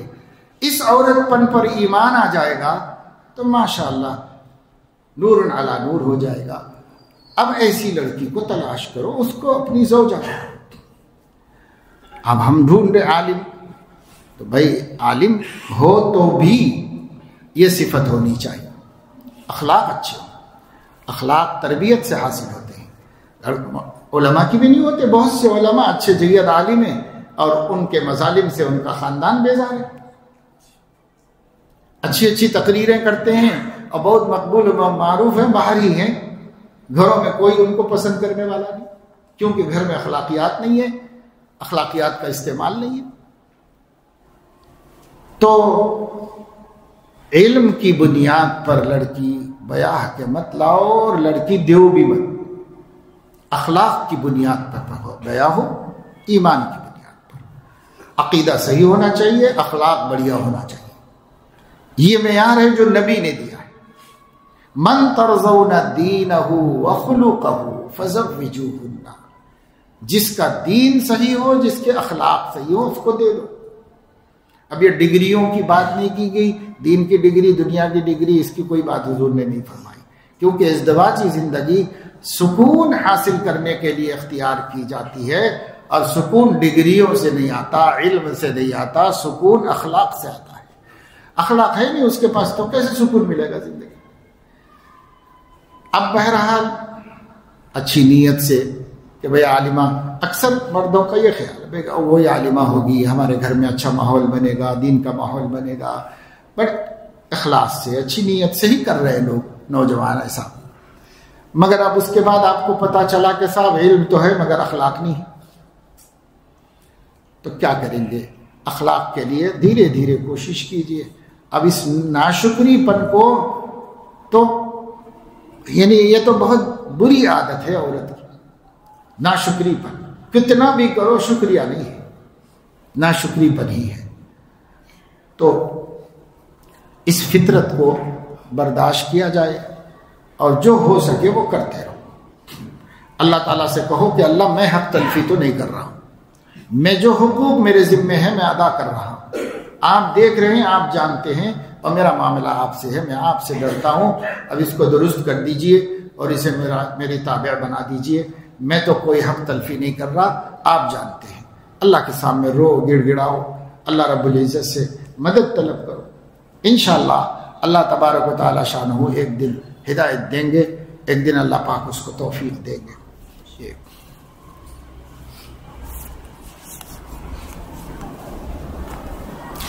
آخر کا فی الحال بہت بڑا مرض غفلت ہے۔ اکثر غفلت طاری رہتی ہے، جس کے سبب باضابطہ ذکر اللہ نہیں کرتا، تلاوت نہیں کرتا، غیبت بھی کر دیتا ہے، بد نظری بھی ہو جاتی ہے، فکر و استحضار نہیں رہتا۔ فکر پیدا کیجئے، ہر صفت کوشش کرنے سے پیدا ہوتی ہے، بے فکری بھی کوشش کرنے سے زائل ہو جائے گی، اس کی جگہ فکر پیدا ہو جائے گی۔ اہل فکر کی صحبت اختیار کیجئے۔ اللہ کے جو بندے فکر مند ہیں، منظم زندگی گزارتے ہیں، اوقات کو ضائع نہیں کرتے، ہر کام استعمال، ہر وقت کو استعمال میں لاتے ہیں، آپ ان لوگوں کے ساتھ تھوڑا وقت گزاریے، انہیں دیکھ دیکھ کے ان سے سیکھ لیجئے۔ بہت سے اہل دنیا بھی ایسے ہیں جو اپنا ٹائم ویسٹ نہیں کرتے، وہ ٹھیک کا وقت سب استعمال کرتے ہیں، کام میں استعمال کرتے ہیں۔ ان کی دنیا داری تو نہ لو، لیکن ان کی یہ خوبی لے، خوبی جہاں ملے۔ الحکمت ضالۃ المومن، حکمت مومن کا کھویا ہوا خزانہ ہے، جہاں سے مل جائے وہاں سے لے کے آؤ، کرو، کم سے کم عبرت اسی سے حاصل کر لو، اور تو کچھ ہے ہی نہیں اس کے پاس عبرت لینے کے واسطے۔ کہ ہمارے ملک کا جو پرائم منسٹر ہے وہ صبح 4 بجے اٹھتا ہے اور رات میں 11 بجے سوتا ہے، اور دن بھر کام کرتا رہتا ہے۔ صبح 4 بجے سے اٹھ جاتا ہے ہر موسم میں، اور 11 بجے سوتا ہے، اس کو جاننے والوں کا کہنا ہے۔ تو کچھ نہیں تو یہی سیکھ لو اس سے کہ بھائی صبح وقت پہ عبادت کے وقت میں اٹھ جانا ہے، اور وہاں سے لے کے رات دیر گئے تک کام کرتے رہنا ہے، اور جب سونے کا وقت ہو جائے تو سو جانا ہے۔ اور اہل دین میں تو اس کی مثالیں بے شمار ہیں، ٹائم ضائع نہیں کیا۔ دنیا کی کوئی قوم کا سمجھدار ایسا نہیں ہے جس نے وقت کو سب سے قیمتی پونجی نہ بتایا ہو۔ ہر قوم میں، ہر زبان میں، ہر لینگویج میں یہ مقولہ مشہور ہے کہ وقت جو ہے وہ قیمتی پونجی ہے، مختلف تعبیرات میں، ہر زبان میں۔ وہاں احمد پور میں تھے، اس اتوار کو ایک پروگرام تھا، وہ MLA صاحب تقریر کر رہے تھے، غیر مسلم تھے ہمارے جانے تک، اور مراٹھی میں کر رہے تھے، تو ہم تو کچھ سمجھتے نہیں۔ تو ایک جملہ اردو میں کہا اس نے، وہی ایک جملہ میری سمجھ میں آیا، باقی کیا کیا بولا، لوگ تالیاں بجا رہے تھے، ہم نہیں جانتے کہ کیا بول رہا تھا۔ میری ایک جملہ اردو میں بولا کہ تم وقت کی قدر کرو، وقت تمہاری قدر کرے گا۔ وقت ہمارا مقام بنائے گا، ہمیں عزت مآب بنا دے گا وقت، اگر ہم وقت کی قدر کریں گے۔ تو کون سا، میں یہ بتانا چاہ رہا ہوں، کون سا مذہب ہے، کون سا دین ہے، کون سی لینگویج ہے، کون سا قانون ہے، کون سا ملک ہے جہاں کا سمجھدار وقت کی قدر کرنے کی بات نہ کرتا ہو۔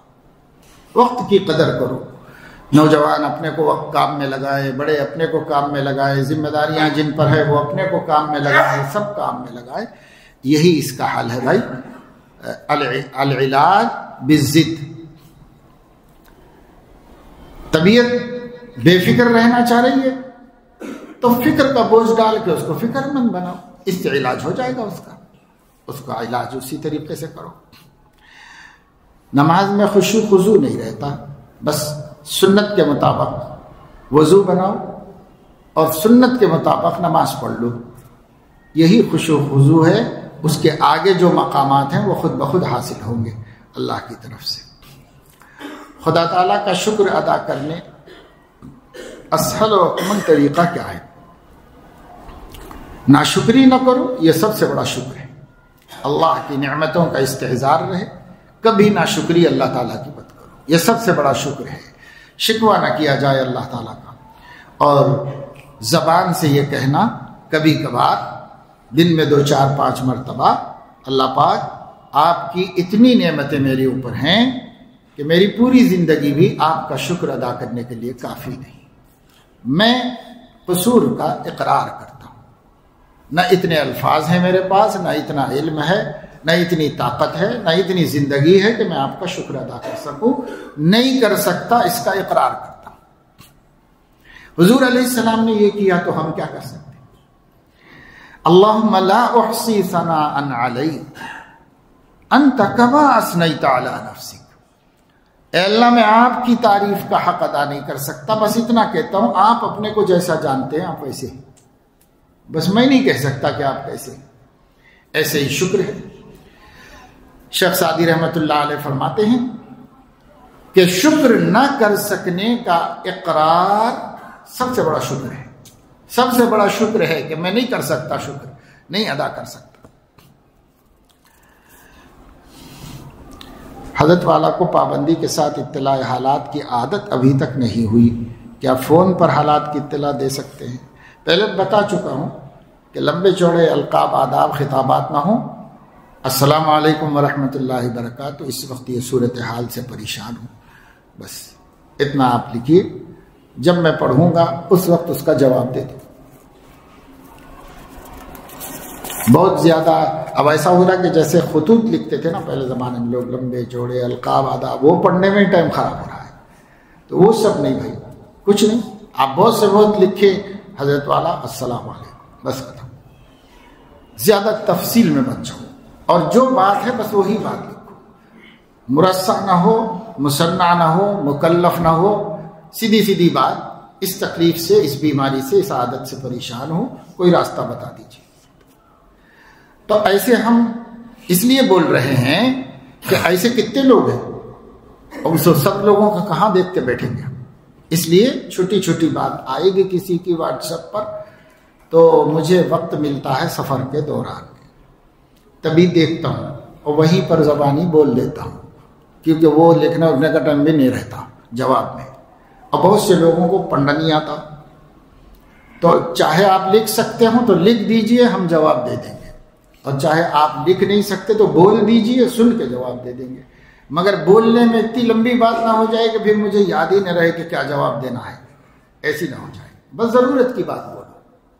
مثلا یہ ہے کہ نماز کا اہتمام نہیں ہو پا رہا ہے، نہیں ہو رہا ہے، بس اتنی بات، تو اس کا جواب دے دیں، ایسا ہوتا ہے۔ دوسرے کہ جو لوگ لکھتے ہیں وہ 1 2 3 باتیں لکھتے ہیں، تو ان سے گزارش یہ ہے کہ وہ ایک بات کے بعد اسے سینڈ کر دیں، دوسری بات کو پھر الگ سے سینڈ کریں، تیسری کو الگ سے کریں، پورا جب لمبا ہو جائے گا تو اس میں سے کس بات کا جواب دے رہے ہیں آپ کو نہیں سمجھ میں آئے گا۔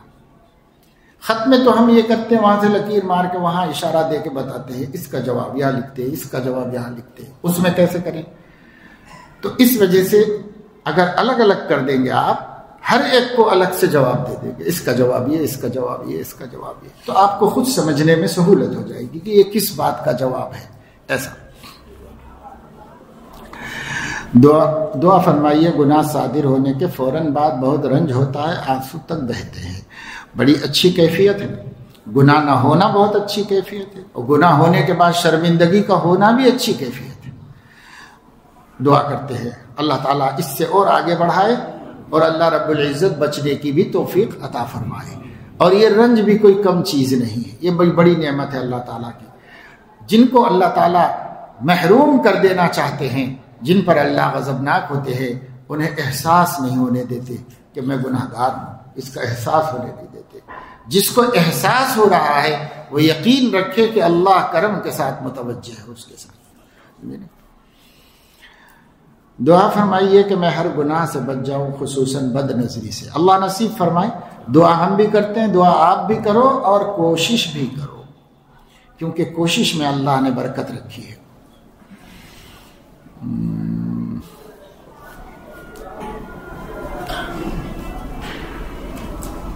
جب آپ سفر میں نہیں ہوتے ہیں تو عصر تا عشاء مدرسے میں ہی موجود رہتے ہیں۔ سفر میں نہیں رہتا تو یہیں رہتا ہوں، لیکن صرف سفر کی وجہ سے نہیں جانا، ایسا نہیں ہوتا، بلکہ شہر میں بھی پروگرام ہوتے ہیں تو اس کی وجہ سے جانا ہوتا ہے۔ کوئی مغرب بعد میٹنگ ہے، کہیں عام طور سے مغرب بعد میٹنگ رہتی ہے، عشاء بعد بیان رہتا ہے، شہر کا اگر پروگرام ہوتا ہے تو ان پروگراموں میں جاتے ہیں، تو پھر ہم نہیں رہتے یہاں پر، رہ کے بھی یہاں پر نہیں رہتے مدرسے میں۔ تو اس لیے جس کو ملنا ہو وہ معلوم کر کے ملے۔ ہم اپنا آج کا پروگرام دیکھ کے آپ کو بتا دیں گے، آج نہیں رہوں گا، کل رہوں گا، جیسا بھی ہوگا اسے بتا دوں گا۔ عرض کرنا یہ ہے کہ جن رشتہ داروں سے طبیعت بجھ گئی ہے، یعنی وہ ایسے لوگ ہیں جو احسان فراموش ہیں، اور ایسے رشتہ داروں سے نہ ملنے جلنے کو طبیعت چاہتی ہے، بات چیت تو کیا ہے قطع رحمی میں داخل ہے، تو ایسا دل نہیں چاہتا ہے تو دوستی نہ کرو، لیکن حقوق اسلام ادا کر دو۔ اب یہ ہے کہ جس سے مناسبت نہیں ان کو اپنا قریبی دوست نہ بناؤ۔ ضروری نہیں ہے کہ آپ سب سے دوستی کریں، یہ ضروری نہیں ہے۔ سب سے زیادہ گھل مل کے رہیں، یہ ضروری نہیں ہے۔ جن سے اپنی جمتی نہیں ان سے نہیں رہو گھل مل کے، لیکن جو ان کا حق اللہ نے مقرر فرما دیا ہے وہ بہرحال ادا کرنا ہے۔ ایسے رشتہ داروں کے بھی حقوق ادا کرتے رہو، اور جن سے اپنی مزاج کو مناسبت ہے ان سے دوستانہ تعلقات رکھ سکتے ہیں۔ یہ رشتہ داری کے بعد زائد تعلق، ان سے وہ زائد تعلق مت رکھو، رشتہ داری والا رکھو۔ میں تلاوت بہت تیزی سے کرتا ہوں، کیا درست ہے؟ یہ آپ کو مجھے یاد بھی ہے، یعنی قرآن مجید یاد بھی ہے اور تیز پڑھتے ہیں، لیکن ایک مرتبہ کسی قاری کو سنا لیجئے کہ اتنا تیز پڑھنا درست ہے یا نہیں۔ تیز تو پڑھ سکتے ہیں نا، زیادہ سے زیادہ پڑھنے کا موقع ملے گا، لیکن یہ ہے کہ حد کی بھی حد ہے، تو اس کو کسی کو سنا لیں کہ اتنی تیز رفتاری قابل مذمت تو نہیں ہے۔ اگر نہیں ہے تو پڑھو، تیز بھی پڑھ سکتے ہیں، جتنا ماشاءاللہ حافظ تو جتنا زیادہ قرآن پڑھ سکتا ہے۔ روزگار میں برکت کے لیے دعا چاہتے ہیں، اللہ پاک خوب بابرکت روزی عطا فرمایا۔ عقل سے گناہ نہیں چھوٹ رہے، بدنگاہی نہیں چھوٹ رہی، گندی فلم دیکھ کر خواہشات نفسانیہ کو پورا کر رہا ہوں، ان گناہوں کو کیسے چھوڑوں؟ تھوڑا ماحول بھی اختیار کرو، اور تنہائی میں نہیں رہو، اور موبائل کو چھوڑ دو، باہر صورت چھوڑ دو۔ ایسے شخص کے لیے تو حرام ہے اپنے پاس رکھنا موبائل، اس لیے وہ اسمارٹ والا چھوڑ دو فون، اس کے نام پہ مت جاؤ، اور تنہائی میں رہنا چھوڑ دو، کیونکہ اب وہ جو دیکھے ہوئے مناظر ہیں وہ یاد آتے رہیں گے، جہاں اکیلے میں موقع ملے گا یاد آئیں گے، پھر اس سے پھر گناہ کا تقاضا پیدا ہوگا، اس لیے اس کو چھوڑ دو۔ اگر نکاح کر سکتے ہو تو جلدی نکاح کرو تاکہ حلال ذریعہ ہمارے پاس موجود رہے۔ اگر نکاح نہیں کر سکتے تو تنہائی میں رہنا چھوڑ دو، ہمیشہ باہر رہو، دالان میں رہو، روم میں مت رہو، اکیلے میں مت رہو ہمیشہ، اس لیے کہ پھر یہ اکیلے کا فائدہ اٹھا کر آج نفس ہم سے بہت گناہ کرا سکتا ہے، اس لیے اس سے بچتے رہو۔ کیا آیت الکرسی 4 قل پڑھ کر اس کا ثواب ہمارے نبی صلی اللہ علیہ وسلم و صحابہ کرام کو بھیج سکتے ہیں؟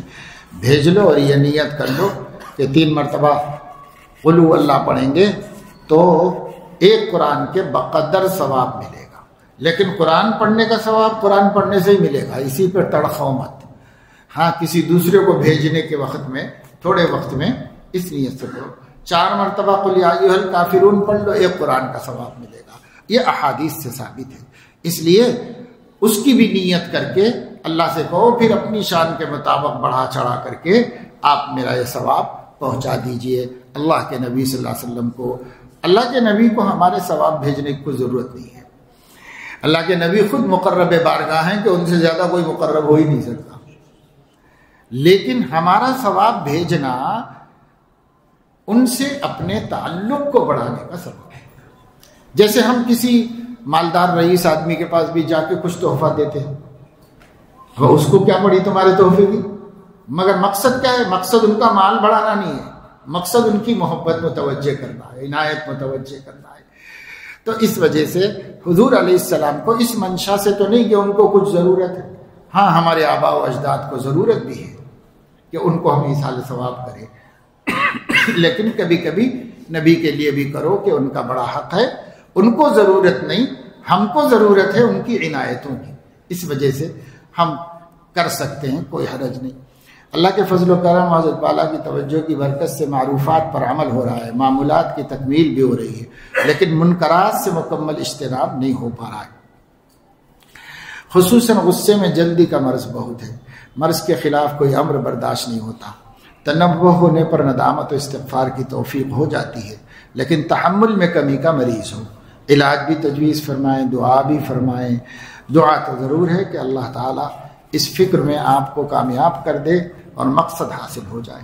اور دوسرے یہ کہ منکرات سے اجتناب معروفات پر عمل سے بھی اہم مسئلہ ہے، اس لیے کہ معروفات پر عمل کرنے میں حضرت تھانوی فرماتے ہیں نفس کو پھر بھی کچھ حصہ ملتا ہے، لیکن منکرات چھوڑنے میں نفس کو کوئی حصہ نہیں ہے، اس لیے وہ اس میں جانے نہیں دیتا، آدمی کو اس میں دلچسپی لینے نہیں دیتا، اس کا کچھ بھی حصہ نہیں. گناہ چھوڑ دیں تو اس کو کیا ملا، اور نماز پڑھیں تو پھر بھی اس کو یہ ملے گا کہ بھائی لوگ نمازی کہیں گے، کچھ تو حصہ ہے اس کا. تو وہ جس میں اس کا حصہ ہے وہاں تک مدد کرتا ہے ہماری، برداشت کر لیتا ہے وہ، اور جس چیز میں اس کا کچھ بھی فائدہ نہیں اس کو وہ برداشت نہیں کرتا. اس لیے زیادہ دھیان دینا ہوگا گناہوں کے چھوڑنے کی طرف، اور گناہوں کو چھوڑنا بہت ضروری ہے. اب جو کیفیت آپ نے بتائی ہے اس کا ایک سبب جسمانی کمزوری بھی ہو سکتی ہے. جسمانی کمزوری کی وجہ سے غصہ زیادہ آتا، تیز آتا ہے، زیادہ مقدار میں آ جاتا ہے. اس لیے کسی اچھے طبیب کو دکھا کر اپنی جسمانی قوت کی بھی فکر کیجئے. صحت خالی باڈی بلڈنگ سے نہیں بنتی، صحت خون کی فساد کے ختم ہونے اور خون میں قوت پیدا ہونے سے بنتی ہے. اس لیے اس کی اصل فکر کرنا چاہیے. اب بہت سے نوجوان جب جا کے اپنی ذرا باڈی بنا لے کے سمجھتے ہیں میں پہلوان، کچھ بھی نہیں ہے، ایک دھکا مارا تو دور جا کے گرتے ہیں. طاقت وقت کچھ نہیں رہتی. طاقت جب رہتی ہے جب خون ہمارے جسم کے اندر صحیح ہو، غذا ہضم ہو رہی ہو اور جگر اپنا کام ڈھنگ سے کر رہا ہو. اس لیے بسا اوقات اتنا خوبصورت بہترین آدمی سامنے طاقتور کھڑا ہوتا ہے مگر کمزور دکھتا ہے. بھائی پتہ نہیں چلتا، دکھتا کچھ بھی نہیں ہے لیکن اس کے جگر کو بخار آیا ہوا ہوتا ہے. جب جگر پر بخار ہوتا ہے پورے جسم کے اعضاء کو مزمحل کر کے رکھ دیتا ہے. کبھی ورم آیا ہوا ہوتا ہے. تو کچھ اعضاء ہمارے جسم میں ایسے ہیں جن کا صحیح کام کرنا پورے جسم کے صحیح ہونے کا سبب ہوتا ہے. اور جب صحت اچھی ہوگی تو انشاءاللہ غصے پہ قابو آئے گا، غصہ کنٹرول کر سکتے ہیں. صحت اچھی ہونی چاہیے. اس لیے نبی پاک صلی اللہ علیہ وسلم نے اللہم انی اسألک الصحۃ والعفۃ والامانۃ وحسن الخلق دعا مانگی، اللہ پاک صحت دیجیے. اللہم انی اسألک علما نافعا وعملا متقبلا ورزقا واسعا وشفاء من کل داء. زمزم پی کر حضور علیہ السلام نے یہ دعا فرمائی، ہر بیماری سے شفا دیجیے. تو اللہ تعالیٰ سے دعا مانگتے رہیں، کوشش کرتے رہیں، انشاءاللہ صحت مند آدمی کو. اسی لیے تو المؤمن القوی احب الی اللہ من المؤمن الضعیف کہا گیا ہے. بظاہر اس حالت سے یہ پتہ چل رہا کہ کچھ کمی جو ہے قوت برداشت کی ہے. قوت برداشت کی کمی کا ایک سبب صحت کا کمزور ہونا ہوتا ہے. اس کی طرف بھی فکر کرو. بیت کیا ہے اور کیا بیت ہونا کسی سے ضروری ہے. بیت کے بغیر بھی اصلاحی تعلق رکھ سکتے ہیں، بیت کے بغیر بھی اصلاحی تعلق رکھ سکتے ہیں. اپنی اصلاح کرنا، اخلاق کو درست کرنا، رذائل ظاہرہ و باطنہ سے اپنے کو بچا لینا اور صفات حمیدہ پیدا کر لینا، یہ مطلوب ہے، مامور بہا ہے، شریعت کا مطالبہ ہے. اس کے لیے بیعت ایک وسیلہ ہے، ایک ذریعہ ہے. اب ہو نہ ہو مقصد حاصل ہونا اصل ہے.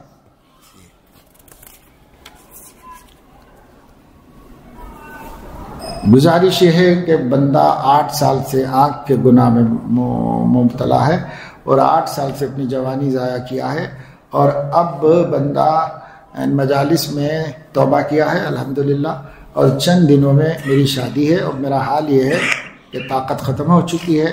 تو مایوس مت ہو. ایک تو اللہ تعالیٰ سے دعا کرو اور دوسرے کسی طبیب حاذق سے، لٹیرے سے نہیں بلکہ طبیب حاذق سے مل کر کے علاج کرو. ورنہ آج کل لوگوں نے دکانداری کر رکھی ہے، جس کو ذرا کمزور دیکھا کہ یہ اب اپنے ہاتھ میں شکار آ گیا ہے، بس اس کو بیوقوف بناؤ. ایک آدمی کو میں نے بھیجا ایک حکیم صاحب کے پاس جو طبیب حاذق ہے اور کوئی 70-75 سال سے طبابت کر رہے ہیں، اور انہوں نے امید بھی دلائی، دوا بھی دی، 3000 روپے اس دوا کے لیے، اور امید بھی دلائی کہ انشاءاللہ آپ اس لائق ہو جائیں گے شادی سے پہلے. کوئی فکر مت کرو، امید ہے، دعا دلائیں. لیکن پریشان پریشان پریشان پھر رہا، اس کو بول رہا، اس کو بول رہا، اس کو بول رہا. تو ایک صاحب ایک طبیب کے پاس لے گئے. طبیب کچھ بھی نہیں ہے، خالی زبردستی کے پیسے 30,000 دے کے سند لایا ہے، چوری کی سند، اور بن گیا طبیب. تو وہ کہنے لگا کہ اس کا علاج ہونا بہت مشکل ہے، مگر ہو سکتا میرے پاس ہے اس کا علاج، کم سے کم 80,000 روپے خرچ ہو گئے. تو وہ بے وقوف 80,000 دینے کو تیار ہو گیا. تو یہ جو ہے اچکے لوٹ مار کرنے والے ہیں، مریض کی مجبوری کا ناجائز فائدہ اٹھانے والے ہیں، سنگ دل ہیں، ان کے سینوں میں دل نہیں، انسانیت نہیں. کسی ایسے کے ہاتھ مت لگو، مشورہ کر کے کسی طبیب حاذق سے رجوع کرو، دوا کا استعمال کرو. ظاہری دوا بھی دی جاتی ہے اور کھانے کے لیے بھی دی جاتی ہے، استعمال کرو. مایوس مت ہو، اللہ سے دعا کرو. ہو گئی بہرحال، نہیں ہونا چاہیے تھا زندگی یوں برباد. یہ سب سے بڑی نعمت ہے انسان کے جسم میں، اس سے بڑی کوئی نعمت. یہ سب سے بڑی نعمت ہے جس سے دنیا میں اپنا وجود باقی رکھ سکتا ہے، اپنے بعد اپنی یادگار چھوڑ جا سکتا ہے. یہ وہ نعمت ہے جس کے لیے حضرت زکریا اللہ سے دعا کرتے تھے، یرثنی ویرث آل یعقوب. اللہ ایسی ہمارے خاندان کا وارث دیجیے، میرا کوئی اولاد نہیں، میرے خاندان کو وارث دیجیے. اللہ سے دعا مانگے. ایسی تمنا ہے، ایسی ضرورت ہے، اس سے قیمتی کوئی چیز نہیں آدمی کے پاس. اس کو ضائع نہیں کرنا چاہیے. موجودہ دور کا ماحول آدمی کو ایسی برائیوں میں ڈال رہا ہے، اور یہ ماحول میں بالخصوص اسمارٹ فون کا بڑا دخل ہے، اور اس کے ذریعے سے اور پھر خاندانوں میں پردے کا نہ ہونا بھی اس میں داخل ہے. اس کی وجہ سے بھی اچھے خاصے شریف بچے گھروں میں ایک دوسرے کی محبت میں گرفتار ہو جاتے ہیں، اور شرافت کی وجہ سے، بڑوں کی نگرانی کی وجہ سے کرور کچھ نہیں پاتے، تنہائیوں کے اندر اپنے کو برباد کرتے رہتے، اپنے کو ضائع کرتے رہتے. تو یہ بہت بڑی بلا ہے جو عام ہو گئی.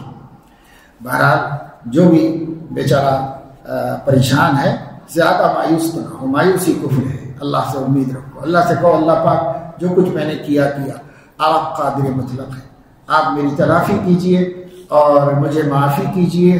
توبہ تو کر لی ہے آپ نے، آئندہ کے لیے ارادہ پختہ کرو اور مضبوطی سے قائم رہو. پرہیز ضروری ہے. کوئی دوا اثر نہیں کرے گی جب تک اس عمل سے بچنا نہیں شروع کرے گی. بچنے کے بعد دوا وغیرہ کا اثر ہوگا. اس سے بچتے ہوئے اس کے اوپر عمل کرو. آخر سے بہت سے گناہ ہو رہے ہیں، نماز کی پابندی نہیں ہو رہی ہے، کوئی عمل بھی پابندی سے نہیں ہو رہا ہے. گزارش ہے کہ دعا کریں. دعا کرتا ہوں اور آپ بھی دعا کیجئے، مگر صرف دعا سے کام نہیں چلے گا، کوشش کرنی پڑے گی. گاڑی لینا چاہ رہا، آخر کے پاس پیسے نہیں ہیں کہ وہ گاڑی لے سکے، قسطوں پر لے سکتے کہ قسطوں پر گاڑی نہیں لیجئے. جو مل سکتی ہو اپنی گنجائش میں ویسی والی گاڑی لے لیجئے.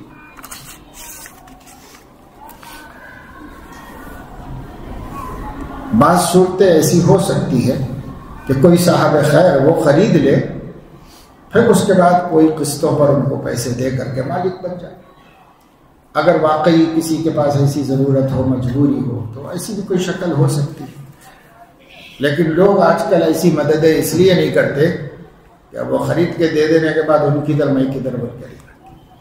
اس لیے جو اسلامک فائنانشل سسٹم نے شکلیں بتائی ہیں اقساط کی، ان میں یہ بھی بتائی کوئی کمپنی خود خرید لے، وہ مالک بن جائے، اپنی ملکیت میں رکھ کر دوسرے کو دے، اور جب وہ پیسہ ادا کرے تو ملکیت کو منتقل کرے، ایسے کرے. تو ایسی بہت سی شکلیں ہو سکتی ہے. علماء سے پوچھو، کوئی شکل نکالو. دعا فرمائیے اللہ ہمیں ذاتی مکان عطا فرمائے. اللہ تعالیٰ سب کو اپنا ذاتی مکان کے اسباب عطا فرما دے، اور ذاتی سواری سب کی ہو. اللہ تعالیٰ اس کے اسباب پیدا فرمائے. بات سلام عرض گزارش یہ ہے کہ میں مطالعہ بہت کرتا ہوں لیکن مجھے ذہن میں نہیں بیٹھتا ہے، رٹ رٹ کر بیان کرنا پڑتا ہے. اس کا علاج بتا دیجیے. بھائی اب جب ذہن اتنا نہیں ہے کہ قبول کر سکے، زیادہ پریشان ہونے کی ضرورت نہیں. جو چیزیں موٹی موٹی دین کی آسانی سے ہمارے فہم میں آ جاتی ہیں انہیں باتوں کو بیان کر دیا کیجیے، بس لوگوں کو سمجھا کر کے. اور اللہ تعالیٰ نے کسی کا ذہن کمزور بنایا ہے، کسی کا طاقتور بنایا ہے. اللہ سے راضی رہو، اور جتنا کام دین کا کر سکتے ہو، جس طرح کر سکتے ہو اس طرح کرو. ہم ہی کیوں طے کریں کہ اسی راستے سے کریں گے؟ اسی کو ہم کیوں طے کر لیں؟ واسلام گزارش یہ ہے کہ بندے کو کٹنم لینے کا ارادہ نہیں ہے لیکن گھر میں زبردستی ہو رہی ہے، اب گھر والوں کو سمجھاؤ، اور اگر وہ نہیں مانتے تو ان کی مرضی ہے، اب کیا کر سکتے ہیں، آپ کو گناہ نہیں، جب ارادہ بھی نہیں ہے، بچنا بھی چاہ رہے ہیں، اس کے بعد والدین زبردستی جا کر یہ سب چیزیں لا رہے ہیں تو گھر میں بتا دو کہ وہ میرے لیے حلال تو نہیں ہے، آپ جو کچھ مانگ کے لا رہے ہیں بس آپ ذمہ دار ہیں، آپ اللہ کو جواب دیں، یہ بتا دو۔ سمجھ سکتے ہیں تو سمجھا دیں، نہیں سمجھ سکتے ہیں تو کیا کر سکتے ہیں۔ شادی ہونے کے لیے دعا کر دیجئے، اللہ تعالیٰ جل از جل عافیت سہولت کے ساتھ بہتر جوڑا آپ کو عطا فرما دے۔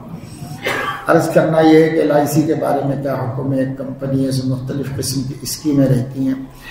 اس سے پہلے بھی ہم نے آپ لوگوں کو بتایا تھا کہ جو خالص فقہی باتیں ہیں اسے دارالفتہ سے معلوم کرنا چاہیے۔ یہاں بھی مفتی حضرات ہیں، دارالفتہ ہے، اس قسم کا مسئلہ آپ ان سے ملاقات کر کے ان کے سامنے رکھ لیجئے اور سب کے بارے میں مت پوچھیے، آپ کو جو مسئلہ درپیش ہے وہ بتا کر کے پوچھ لیجیے، دوسرے کیا کر رہے ہیں دوسرے جانے۔ بس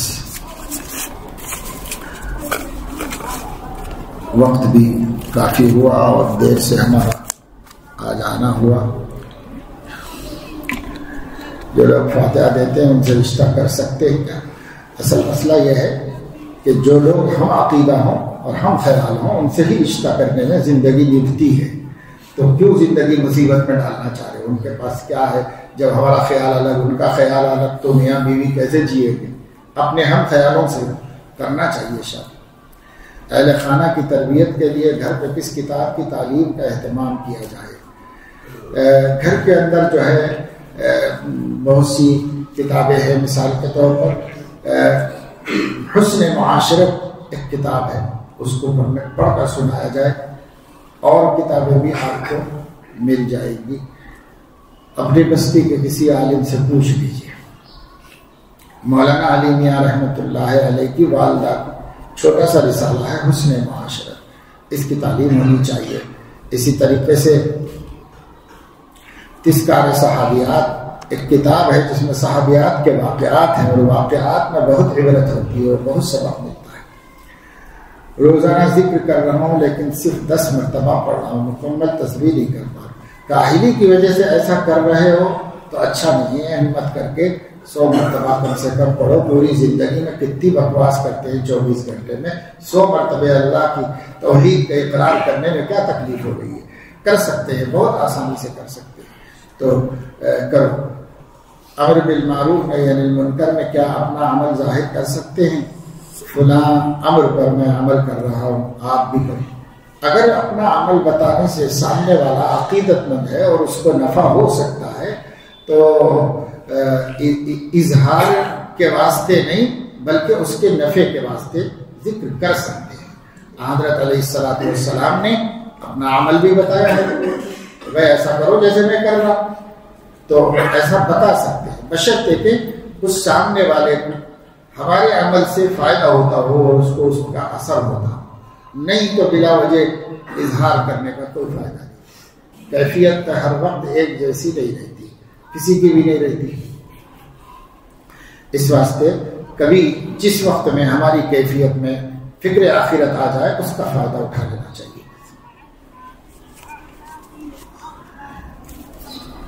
میرے سے گناہ ہو جاتے ہیں، توبہ کرتا ہوں پھر ہو جاتا ہے، حرام سے بھی نہیں بچتا ہوں، بہت کوشش کرتا ہوں۔ کوشش کرنے والا تو بچتا ہے، اگر نہیں بچ سکتا تو اللہ تعالیٰ کوشش کا حکم نہیں دیتے۔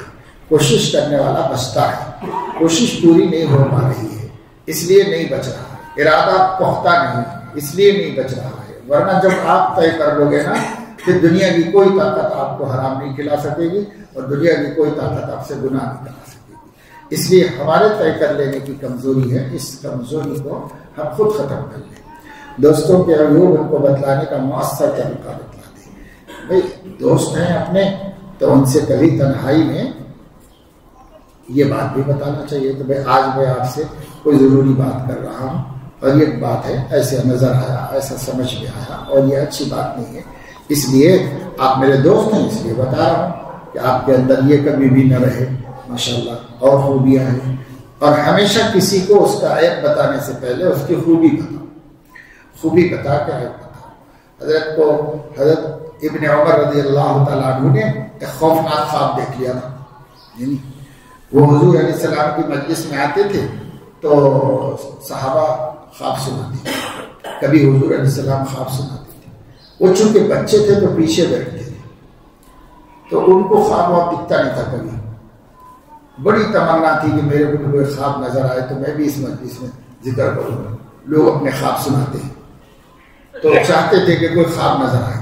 اب اتفاق سے خواب نظر آیا تو ایسا خواب نظر آیا کہ ایک کنواں ہے جس پر 2 فرشتے کھڑے ہوئے ہیں اور اس کنویں کے اندر آگ دہک رہی ہے، اور دونوں فرشتوں نے ان کو پکڑ لیا اور یہ ڈرنے کانپنے لگے۔ ایک تیسرا فرشتہ آیا، اس نے آ کر کہا کہ بھائی اس کو چھوڑو، اس کو کہاں لے جا رہے ہو، اس کے اندر اس کو ہٹا دیا، وہاں سے بچا دیا جہنم کی خندق سے، اس کو وہاں سے ہٹ کے لا دیا۔ اب گھبرا کے اٹھے، اب خواب دیکھا نہیں دیکھا تو ایسا دیکھا، اب اس کو کیا بیان کرے لوگوں کے سامنے، تو اپنی بہن کو سنایا، حضرت حفصہ رضی اللہ تعالیٰ عنہ کو۔ حضرت حفصہ نے حضور علیہ السلام کو سنایا کہ عبداللہ نے خواب دیکھا ہے، ایسا خواب دیکھا ہے، وہ آپ کو بتانے کی ہمت نہیں ہے، مجھے بتاتے گیا ہے۔ تو حضور علیہ السلام نے اس خواب کو سن کر کیا فرمایا کہ عبداللہ بڑا بھلا آدمی ہے، اگر ذرا قیام اللیل کا بھی اہتمام کر لے، انہیں تہجد پڑھنے کا بھی اہتمام کر لے، بہت اچھا آدمی ہے، بہت اچھا آدمی ہے، پہلے فرمایا نعم الرجل عبداللہ، عبداللہ بہت اچھا آدمی ہے، ذرا وہ قیام اللیل بھی کر لیا کرے۔ تو اس طرح بتایا، حضرت حفصہ نے بھائی کو بتایا کہ دیکھو حضور نے یہ جواب دیا ہے۔ تو پھر فرماتے ہیں کہ وہ دن تھا اور موت تک کبھی وہ رات کو سوتے نہیں تھے، عبادت ہی کرتے تھے، رات کو کبھی نہیں ترک کیا۔ اس کو کہتے ہیں اپنے بڑوں کی بات کی قدر کرنا۔ حضور علیہ السلام نے تو فرض واجب ان پہ بھی نہیں کیا تھا، کیونکہ تھا بھی نہیں فرض واجب، نفل ہے۔ بس حضور نے کہا کہ اگر یہ عمل بھی کر لے بڑا پیارا بندہ ہے، تو بس شروع کر دیا عمل، اور منشا حضور کا یہی تھا کہ یہ عمل بھی ان کی زندگی میں زندہ ہو جائے۔ پھر کبھی نہیں چھوڑا، کبھی زندگی میں نہیں چھوڑا، ہمیشہ پابندی سے اس کو پڑھتے رہے۔ اللہ پاک اپنے فضل و کرم سے توفیق عمل نصیب فرمائے، اور جو کچھ ہم لوگوں کا اپنی اصلاح کی فکروں کو لے کر اپنے گھروں سے چلنا ہے، دور نزدیک سے آنا ہے۔ میں تو پرانے زمانے کے خیالات میں رہ گیا، کبھی کبھی تھوڑے دن پہلے تک بھی یہی سمجھتا رہا کہ صاحب وہ گنٹور سے آ رہے ہیں اور جو ہے لاتور سے آ رہے ہیں، فلاں جگہ سے آ رہے ہیں، تو ذہن میں یہ آتا رہا کہ 150-200 روپے کا ٹکٹ ہوتا ہوگا، ایسے ذہن میں آتا رہا۔ پھر ایک طالب علم سے اور ایک آنے والے سے میں نے پوچھا کہ بھائی اس سے وہ پیسہ مانگ رہا تھا گھر جانے کے لیے، گھر جانے کی چھٹی مل گئی تو کرائے کے پیسے، میرا کتنا لگے گا؟ تو کہا 700 روپے کا ٹکٹ ہے۔ تو اتنا ٹکٹ ہوتا ہے کیا؟ تب سمجھ میں آیا کہ ہمارے بھائی بہن کہاں سے آتے ہیں، وہ کتنا خرچ کر کے آتے ہیں، وہ خرچ کرنا بھی سمجھ میں نہیں آیا، اب سمجھ میں آیا کہ کتنا پیسہ خرچ کر کے آتے ہیں۔ تو بھائی آپ لوگوں کی تو بڑی قدر ہے، باقی یہ ہے کہ ہم لوگ جب تک اس فکر کو حقیقی فکر نہ بنا لیں اور اس پابندی کو سبب بنائیں زندگی میں تبدیلی لانے کا، اعمال میں سدھار اور نکھار پیدا کرنے کا، تو انشاءاللہ یہ خرچہ کچھ بھی نہیں ہے، اور یہ وقت اور یہ زحمت اور یہ سفر اور یہ نیند کی قربانی اور یہ راحت کی قربانی یہ کچھ بھی نہیں ہے اگر اس کے بدلے ہمیں خوف خدا اور حب خدا مل جائے، اگر اس کے بدلے ہمیں ہر قدم اللہ کو سامنے رکھ کر اٹھانے کی توفیق نصیب ہو جائے، تو اس کے لیے تو کروڑوں بھی کچھ نہیں۔ لیکن بہرحال ہم لوگوں کی مالی معاشی حیثیت کے مد نظر یہ کافی خرچہ ہے، لیکن اس خرچے سے خدا کو چاہا گیا ہے، انشاءاللہ یہ قیامت میں کام آنے والا خرچ ہے، اور اس کے ذریعے سے اللہ تبارک و تعالی شانہ ہمارے حال پر رحم فرما دیں گے۔ جس وقت ہمارے سامنے مال کی ضرورت نہیں ہوگی، اعمال کی ضرورت ہوگی، تو اس اعمال کے افلاس پہ بھی اللہ رحم فرما دے گے ہم کو، کیونکہ ہم نے مال کے افلاس میں سے بھی دین کے لیے خرچ کیا، ایمان کے لیے خرچ کیا۔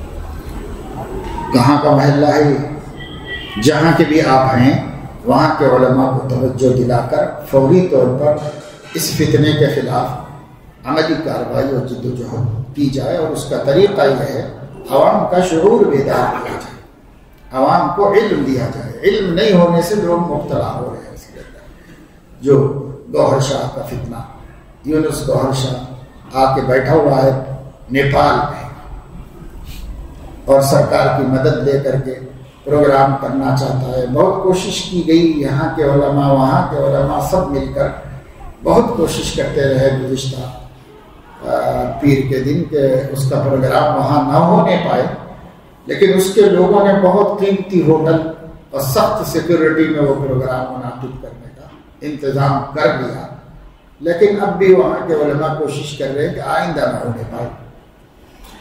انگلینڈ میں رہتا ہے اور ہر فتنے کا بانی انگلینڈ ہی میں پناہ گزین ہے، وہاں سے آتا ہے، ہندوستان تو آ نہیں پاتا، تو وہ آتا ہے نیپال، اور یہاں سے لوگ وہاں چلے جا رہے ہیں اور جا جا کر مبتلا ہو رہے ہیں، اور بالکل جاہل گوار ہے، دین تو کچھ نہیں معلوم، معلومات بھی نہیں ہے کسی قسم کی، مگر لوگ جوب در جوب اس کے جہل میں مبتلا ہو کر الحاد و ارتداد کے شکار ہوتے چلے جاتے ہیں۔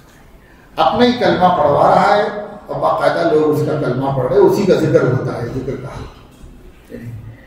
تو جگہ جگہ یہ فتنہ عام ہو چکا ہے، ہم لوگوں کو اس کی فکر کرنے کی ضرورت ہے، کبھی فتنہ ہمارے گھر ہی میں نہ آ جائے، اس سے ڈرتے رہنے کی ضرورت ہے۔ اس لیے محلے کو بچاؤ تاکہ ہمارے گھر میں نہ آئے، دوسروں کی فکر کرو تاکہ اللہ ہماری فکر کرے، اس لیے اس کی فکر ہونی چاہیے۔ اللہ تعالیٰ ہر شر فتنے سے تمام مومنین کو محفوظ و مامون فرمائے، آمین۔ سبحانک اللہم و بحمدک اشہد ان لا الہ الا انت استغفرک و اتوب الیک۔